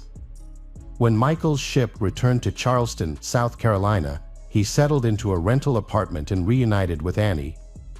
Despite their complicated past, Annie decided to move in with him in Goose Creek, a suburb of Charleston. However, while there, Annie discovered a photo of Michael wearing a wedding ring, revealing that he was married. When confronted, Michael confessed to Annie that he had been married but was now divorced. He explained that his ex-wife, Dawn Breeze, and their 3 children lived with his mother in Savannah, Georgia. Although Michael assured Annie that he was no longer in a relationship with Dawn, Annie was deeply troubled by this revelation. She considered leaving him but ultimately chose to stay, seeing Michael as a partner with whom to start a family. However, their living situation became negative. Michael became increasingly hostile and disrespectful to Annie. As she considered moving back to her mother's home, she discovered she was pregnant. This unexpected news kept her from leaving and brought her joy as she anticipated the birth of another child. In October 1989, Annie gave birth to her 4th daughter, Jade. Although she knew Jade could never replace her lost daughter, she felt that Jade filled an important void in her heart. In the month after Jade was born, Michael's treatment of Annie worsened. He began publicly insulting and humiliating her. Annie confided to a friend that she feared that if she tried to leave, Michael would relentlessly pursue her. His controlling behavior increased. He locked Annie in their apartment. When he left for work, he would disconnect his phone and take it with him. Annie became increasingly concerned about his actions. Annie, feeling distressed, called her best friend Katie French. During the call, Annie revealed that she was planning to leave Michael. However, Michael threatened that if she left, their daughter Jade would stay with him and Annie would never see her again. Overwhelmed, Annie cried and begged Katie to come immediately to help her and Jade. Unfortunately, Katie was busy and unable to help. Instead, she sent Annie money for a bus ticket, hoping that it would help her escape and return to Portland. This urgent conversation turned out to be their last. 2 days later, on November 7, 1989, Katie tried to contact Annie but received no response. A few days later, Michael informed Katie that Annie had left on November 6th, taking her belongings and heading to an unknown destination. Katie expected Annie to contact her from her new home, but after 2 weeks of no news, she grew increasingly worried. By Thanksgiving, November 24th, Annie had been out of contact for 20 days. Worried about Annie's safety, Katie tried to contact Annie's friends and acquaintances, but no one had any information about her. When Katie tried to report Annie Tayan, 24, missing to the police, she was told that she could not file a formal report because she was not a family member. As months passed without any updates on Annie, Katie finally contacted Michael's mother. Katie was shocked to learn that Annie's youngest daughter, Jade, was living with Michael's mother. The news confirmed Katie's deepest fears. She was certain that Annie would never willingly leave her daughter behind. Shortly after the disturbing events, Michael Palin moved to the naval base at Pearl Harbor in Hawaii. He did not appear to be concerned about her disappearance. Michael did not contact the police or begin a search for Annie. The official search began after Annie's mother reported her missing. Initially, the investigation focused on her husband Michael Palin, who quickly became the prime suspect. Michael explained that on the morning of November 6th, he woke up to find Annie had left, leaving their daughter with him. Michael said that the night before, Annie had mentioned that she wanted to end their relationship. Michael did not look for Annie because he thought their relationship was over and felt no need to contact her any further. He also claimed that he was unaware of Annie's disappearance. After searching the couple's rented apartment, the police found no evidence. Annie Tayan's case seemed to have stalled, with no further search for her. Questions about her current location, whether she was still alive, and the possible motives of any kidnappers remained unanswered. The only known fact is that the last person confirmed to have seen her was her partner, Michael. For 4 long years, there was no news or sign of Annie. Her best friend, Katie French, was the only one actively looking for her. She worked tirelessly on the investigation and her phone bill alone cost her approximately $16,000. Katie hired a private investigator and was determined to continue the search. She contacted various organizations to gather information about Michael's background. Katie was convinced that Michael was dangerous and untrustworthy. She was terrified of him, knowing that if Michael learned of her ties to the police, it could put her in danger. In 1993, Annie's case was transferred to the Naval Criminal Investigative Service, marking a major change in the investigation. Naval Criminal Investigative Service agents began a comprehensive review of the case from the beginning. They found Michael Palin, who was staying at Pearl Harbor Naval Base in Hawaii. When Coast Guard agents attempted to speak with him about Annie's disappearance, Michael agreed to speak only if his attorney was present. He then completely stopped cooperating with the investigation and refused to provide any further assistance or information. The Coast Guard agents gathered all available information about Annie's disappearance and contacted the South Carolina Police Department. They asked the department to cross-reference their records with any unidentified bodies, noting that Annie had given birth just a month before her disappearance. South Carolina police then reported a case involving a dead woman who had also given birth a month before her death. They provided a sketch of what the woman looked like, shocking the Coast Guard agents. They believed they had found Annie Tayan. The discovery revealed a brutal murder, with her body found next to a highway in Jasper County, South Carolina, about 100 miles from her home with Michael. The crime scene photos were horrifying. Annie's face was severely crushed, and her skull was broken into 124 pieces, requiring nearly 500 hours of detailed reconstruction. Her body was found in a duffel bag that had been doused with gasoline and set on fire. The burning bag was discovered at 6 a.m. on November 7, 1989, the same time Katie French noticed Annie had stopped answering her calls. Annie was identified by comparing her dental records to those of the unidentified woman. After Annie's body was found, Michael became the prime suspect in her murder. The Coast Guard developed a detailed investigation plan, starting with a review of his financial transactions. They discovered that on the day Annie went missing, Michael had made a credit card purchase about 25 miles south of where her body was found. Additionally, his phone records showed that on the morning of November 6th, he called his mother's home in Savannah twice, once at 4:35 a.m. and again at 5:17 a.m. Based on this evidence, police believe that Michael killed Annie in their apartment, then moved her body and left it on the side of the road, where he burned it. Naval Criminal Investigative Service agents targeted Michael Palin's ex-wife, Dawn Breeze. At the time of Annie's death, Dawn was still married to Michael and lived in his mother's home in Savannah. After Annie went missing, Dawn divorced Michael and began moving around the state several times, apparently trying to avoid someone or something. Agents eventually tracked her down to Miami, Florida, in the summer of 1995, nearly 6 years after Annie Tayan's murder. When they found Dawn, she was making a living through psychic activities. During a visit to her workplace to discuss Annie's disappearance, Dawn responded surprisingly calmly. She asked how long the conversation would last, saying she wanted to eat if it lasted. This response surprised the agents, as they had expected a more emotional response regarding Annie. However, Dawn remained calm throughout their discussion. During the 10-hour interrogation, Dawn's story initially matched Michael's. She said that when she visited Michael's apartment, he told her that his mistress had left and that he planned to raise their daughter on his own. However, Dawn was silent, looked down, and said that she wanted to tell the truth. Her next speech was emotionless and tearless as she shared what she had kept secret for 6 years. Dawn revealed that Michael had called her to his Charleston apartment early one morning. She discovered Annie's body on the living room floor. Michael told Dawn to go into the bedroom to see his daughter.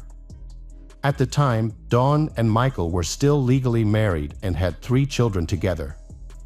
Michael admitted to Dawn that he had had an affair with Annie, which resulted in the birth of a daughter. He begged her to accept the child and help him raise his daughter. Dawn claimed that rather than face a custody battle with Annie, Michael chose to kill to gain custody. Dawn added, on the night of November 5th and 6th, 1989, Michael and Annie went to bed after having sex. After a while, Annie fell asleep. At this point, Michael violently attacked her with a crowbar. Their daughter, Jade, was lying next to Annie in bed during the horrific incident. Michael continued to beat Annie on the head with increasing brutality. Despite her attempts to fight back, Annie eventually died of her injuries on that same bed. Michael contacted his wife, Dawn, asking her to come immediately.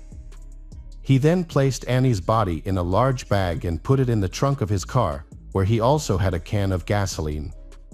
He drove with Dawn and their daughter Jade in the back seat for about 100 miles. When they reached a quiet area on the side of the road, Michael took Annie's body out of the trunk, doused it with gasoline, and set it on fire. After making sure the fire was burning well, he quickly returned to the car and drove Dawn and Jade back to his mother's house in Savannah. Dawn's revelation was crucial evidence in the investigation. The police asked Dawn to make a recorded phone call to Michael to talk about Annie's murder. Dawn agreed and called Michael, expressing her concern about the discovery and identification of Annie's body. Michael's response was, "No, they didn't." During the call, Dawn told Michael that blood had been found in their old apartment and that Naval Criminal Investigative Service agents suspected they were involved in a murder. She encouraged Michael to come up with an explanation for the blood. Michael responded, "Okay, we need to work together and come up with a solution." Although he did not admit anything directly, his demeanor showed that he understood the seriousness of the situation. At the end of the conversation, Michael warned Dawn to be careful with her phone calls and assured her that they would work together to resolve the situation. Naval Criminal Investigative Service agents took Dawn to the crime scene to search for any remaining evidence. To protect her identity and ensure her safety as a cooperating witness, they disguised her before arriving at the apartment. Dawn carefully described and demonstrated where Annie's body was and the sequence of events. She pointed out a spot near the wall and baseboard where a significant amount of blood had seeped into the carpet and concrete floor below. Since Michael had moved out, the landlord had replaced and cleaned the carpet several times, which explained the lack of visible evidence. However, when the police used a special chemical on the concrete floor, a large purple stain appeared, indicating the presence of protein and confirming Dawn's account of where Annie's body had been. Despite the blood on the concrete, the Naval Criminal Investigative Service agents had difficulty confirming that the substance was blood, so they continued to search for more physical evidence. Dawn pointed to a nightstand containing a television next to the bed where Annie had been killed. She noted that blood had splattered on the television during the murder, and Michael had said that it needed a thorough cleaning. He had then disposed of the television, possibly selling it rather than throwing away a working appliance, given his frugal habits. Finding the television was difficult, but the agents were determined to find it. At this point, Michael Palin realized that the Naval Criminal Investigative Service was watching him, especially after a phone call with his ex-wife, Dawn. Naval Criminal Investigative Service agents were concerned that Michael might flee, or that he might threaten witnesses, harm them. On October 11, 1995, Michael attempted to escape, but was quickly apprehended and taken into custody by police. While Michael Palin was in police custody on suspicion of murder, Naval Criminal Investigative Service agents worked tirelessly to find and interview all the residents of the apartment complex where the murders took place in November 1989. Their efforts were rewarded when they spoke with a neighbor who said he had purchased a television from Michael. Amazingly, the television was still working and in the neighbor's home. The police quickly confiscated the television and sent it to the FBI lab for forensic analysis. This investigation led to a crucial discovery. Analysis found 11 blood stains inside the speaker. These blood samples were later compared to Annie's DNA, providing crucial evidence in the murder case. At this point in the case, Michael's attorney announced that he was willing to plead guilty, but only if the death penalty was removed from consideration. The prosecutor was not pleased with this development, but military law required such a plea bargain to be negotiated at trial. Michael admitted his guilt, recounting the details of his crimes objectively, his account showing no signs of remorse or empathy. As a result, he was convicted and sentenced to life in prison, with the possibility of parole after 30 years. He was also dishonorably discharged from the Navy. Dawn Breeze, who knew about her husband's crimes and remained silent for more than 6 years, escaped legal consequences thanks to her crucial confession to the Naval Criminal Investigative Service, which greatly aided the investigation. Annie's children now know the truth about their mother's tragic fate and understand that she did not abandon. Hey everyone, thanks for returning. Let's unravel another perplexing mystery. The case of Jason Corbett. Jason Corbett, a 39-year-old Irish businessman, Jason has a warm, friendly personality. Born in Limerick, Ireland, Jason has a twin brother named Wayne and an older sister named Tracy. He married Margaret Fitzpatrick in 2003 when he was 27. They later welcomed 2 children, a son named Jack and a daughter named Sarah, whom they loved dearly. Jason's family seemed to be living a happy life in Ireland, but this happiness was short-lived. Tragedy struck in 2006, shortly after Sarah was born. Margaret suffered a severe asthma attack one night, waking Jason up because she was having trouble breathing. Jason immediately tried to help her by giving her medication and using her inhaler, but her condition quickly worsened. In a panic, Jason called an ambulance, but unfortunately, Margaret died on the way to the hospital. Jason Corbett was the director of a small packaging company in Ireland when he lost his wife, leaving him to raise his 2-year-old son and 3-month-old daughter alone. His friends witnessed his deep sadness and struggled to cope with the loss. A year after his wife's death, Jason was looking for a nanny and housekeeper to care for his children. This led him to Molly Martins, a 25-year-old American woman. In March 2008, Molly moved from the United States to Ireland to take up a nanny job. A friend of Jason's accompanied him to the airport to pick Molly up. The friend immediately became concerned that Molly might not be suitable for the job. Molly's youthful appearance, flashy style, and heavy makeup aroused suspicion. With her bright jacket, cowboy boots, curly hair, and heavy makeup, Molly looks more like a stage performer than a responsible nanny and maid. Molly was born and raised in Knoxville, Tennessee. After attending Clemson University for a while, she dropped out and decided to start a new life in Ireland. There, she worked as a nanny for Jason's family, taking care of his 2 children, Jack and Sarah. Molly immediately took to the children, showing them care and concern. Jason's friends noticed a significant change in him. He seemed to be coming back to life after a period of grief. As Molly and Jason's relationship deepened, love blossomed and they began dating. The family of 4 went on vacations together, which brought them closer together. They began to plan for their future as a family. 2 years later, on Valentine's Day 2010, Jason took Molly to a coffee shop, where he proposed to her with a ring. Overjoyed, Molly immediately began planning their wedding in the United States. She also convinced Jason to leave Ireland and move to the United States with her, and he agreed. In 2011, Jason sold his house, moved to the United States for work, and the family settled in Davidson County, North Carolina. The couple married in a beautiful ceremony attended by friends and family from both the United States and Ireland. After the wedding, Molly worked as a swimming instructor, but her main focus was raising Jack and Sarah.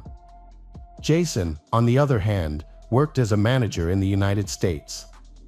At first, their life seemed perfect, but as time went on, their marriage began to fall apart.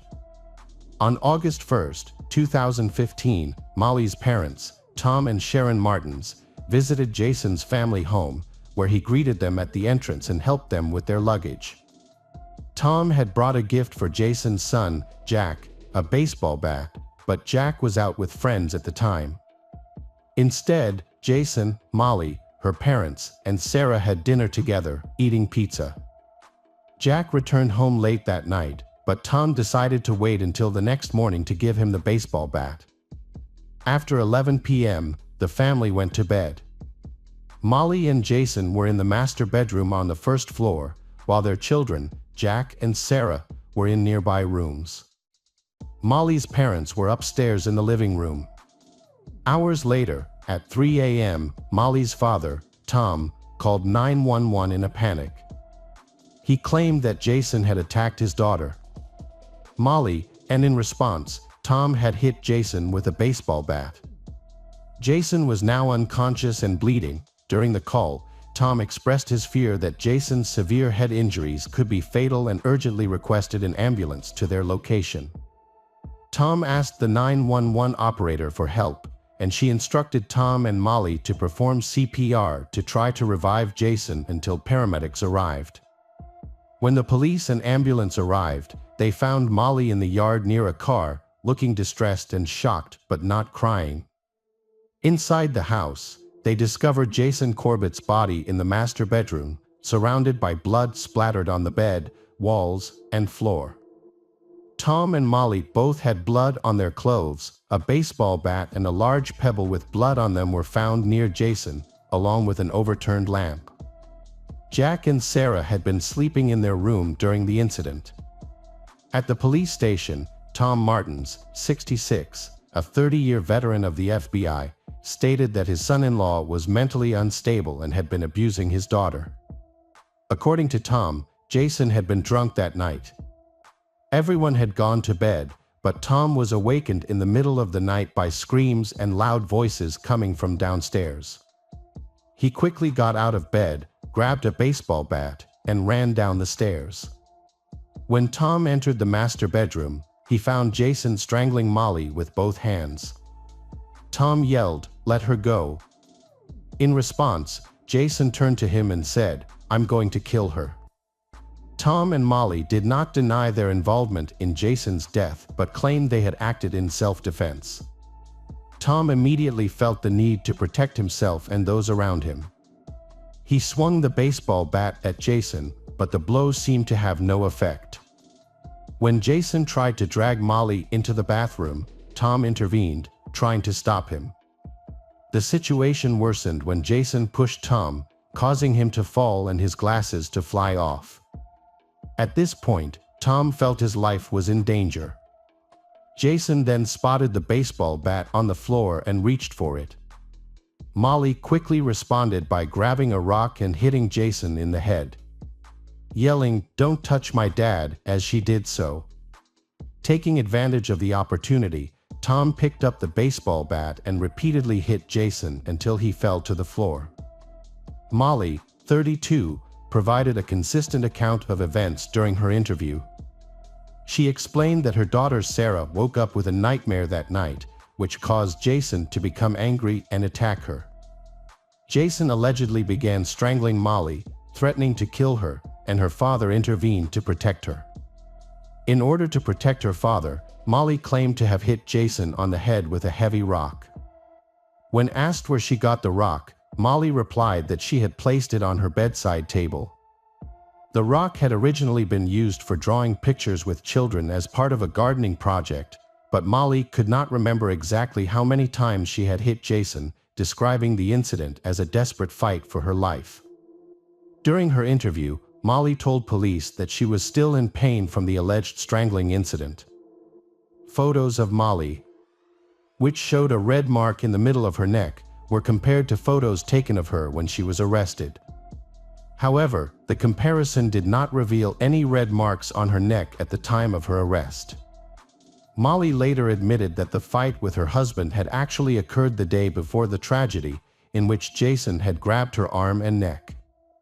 During questioning, she repeatedly complained of a sore throat. Both Molly and her father, Tom, testified that Jason had abused his wife, but Jason's family disputed these claims. Jason's sister, Tracy, noticed that Molly was controlling of Jason, often becoming upset if things did not go her way. She also noticed that Molly did not want to socialize with Jason's family members when they visited. Additionally, one of Molly's friends shared a disturbing claim that Molly had claimed to be friends with Jason's first wife, Margaret, until her death. However, this contradicted the family's account, as they knew Margaret had died of an asthma attack, not cancer. Despite Jason's relatives' warnings and attempts to intervene about Molly's unusual behavior, the wedding still takes place, marking the beginning of a complicated and troubled marriage. Over time, Molly's behavior began to raise concerns. Jason noticed a major change in her personality and suspected that she might have mental health issues. She was initially kind and loving, but now seemed manipulative and controlling. This worried Jason and led to more problems in their relationship. Molly began distancing herself from Jason's family by cutting her phone calls to just seconds. Before her death, Jason took steps to protect his children, Jack and Sarah. He named his sister, Tracy, as their legal guardian in case anything happened to him. Tracy knew that if Jason died, Molly would have custody of the children. After Jason's death, Tracy traveled to North Carolina to file for custody, preparing for a legal battle with Molly.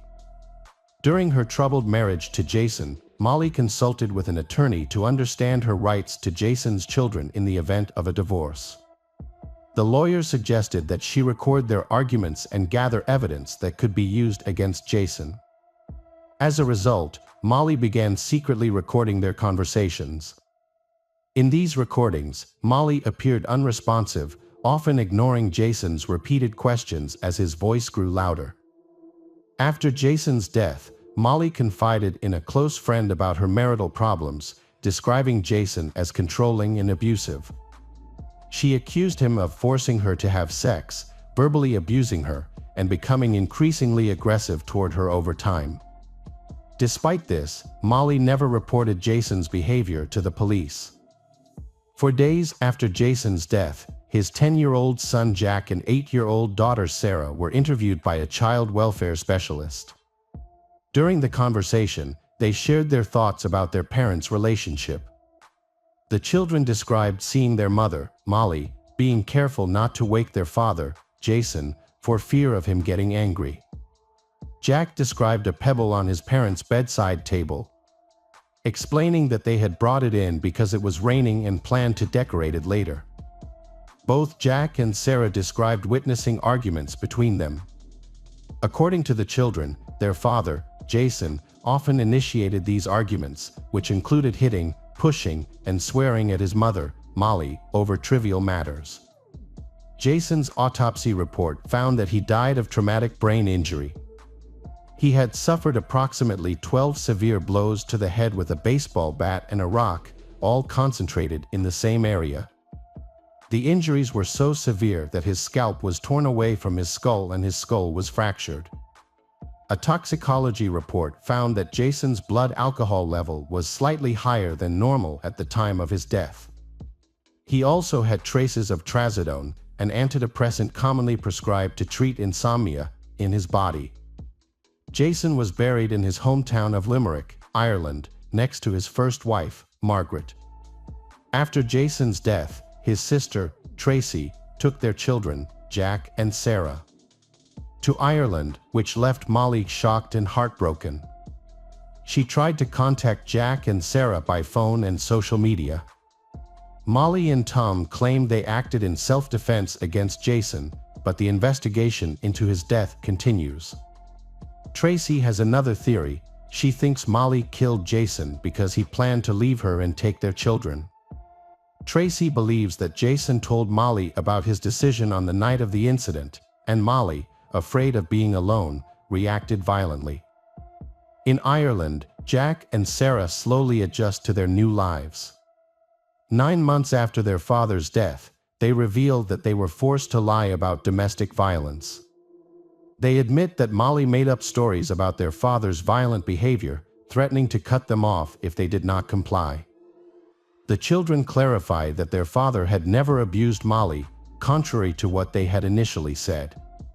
During the investigation, Molly's past relationship with her ex-husband Keith Megan came to light. Keith shared some revealing details about Molly's past. The two met on a dating website and quickly fell in love, moving in together just 6 weeks later. Keith described Molly as independent, fun-loving, carefree and unconventional. However, she eventually confided in him about her struggles with bipolar disorder.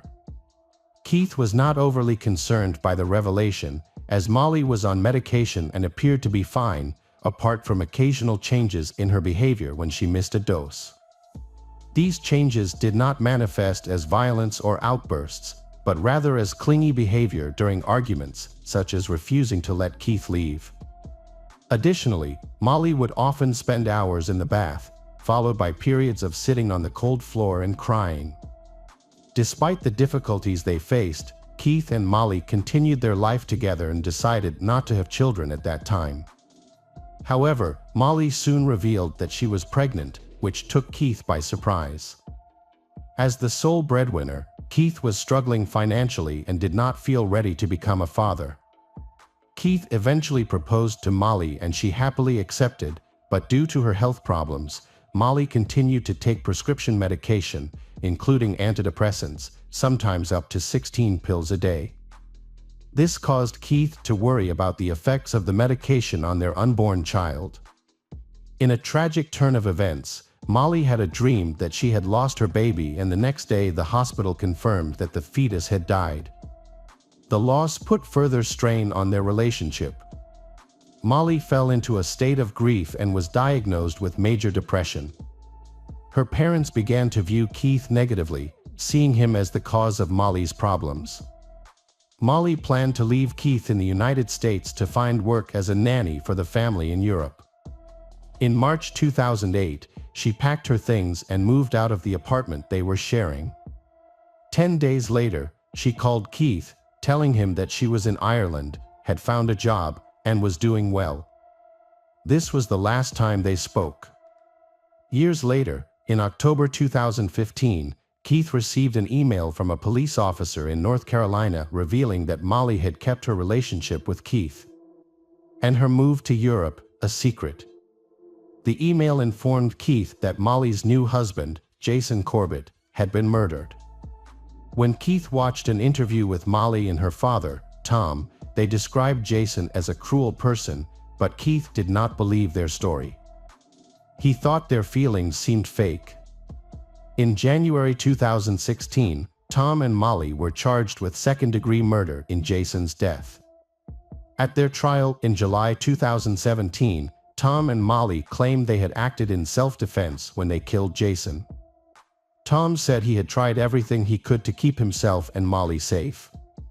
Tom admitted to beating Jason with a baseball bat, only stopping when he was sure Jason was no longer a threat.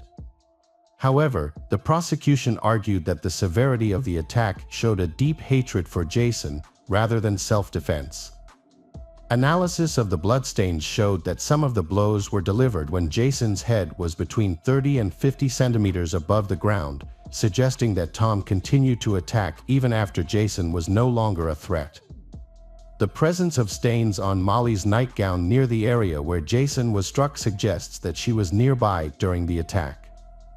During the trial, Lieutenant Frank Young testified about the injuries he observed on Tom and Molly on the night of the incident.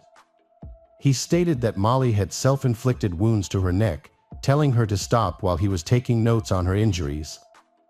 Other than some dried blood on her face and hair, Lieutenant Young found no other injuries on Molly. Tom also had no injuries, only blood on his watch and under his fingernails. Notably, his glasses were not broken. Paramedic Amanda Hackworth also took the stand and described what she found when she arrived at the scene. When she examined Jason's body, she found that his torso was cold to the touch and had patches of dried blood. This contradicts Molly's statement that they called 911 immediately after Jason became unconscious. The police investigation discovered that Jason had a life insurance policy, with Molly listed as the beneficiary. Furthermore, it was revealed that Jason had financially supported Molly's parents. A neighbor of Jason's family testified at the trial. He recalled spending an evening with Jason, from 3:30 p.m. to 8:30 p.m., drinking beer together. According to the neighbor, Jason seemed very relaxed at the time. The neighbor also witnessed Tom and his wife arriving at Jason's house, and noted that Jason warmly welcomed them and helped them carry heavy luggage into the house. After 9 days of witness testimony, listening to arguments, and viewing haunting crime scene photos, the jury reached a verdict within 3 hours. The court found Molly Corbett and her father, Tom Martins, guilty of second-degree murder. Molly was sentenced to 20 years in prison, while her father was sentenced to 25 years in prison. As the verdict was read, Molly turned to her mother, expressing remorse.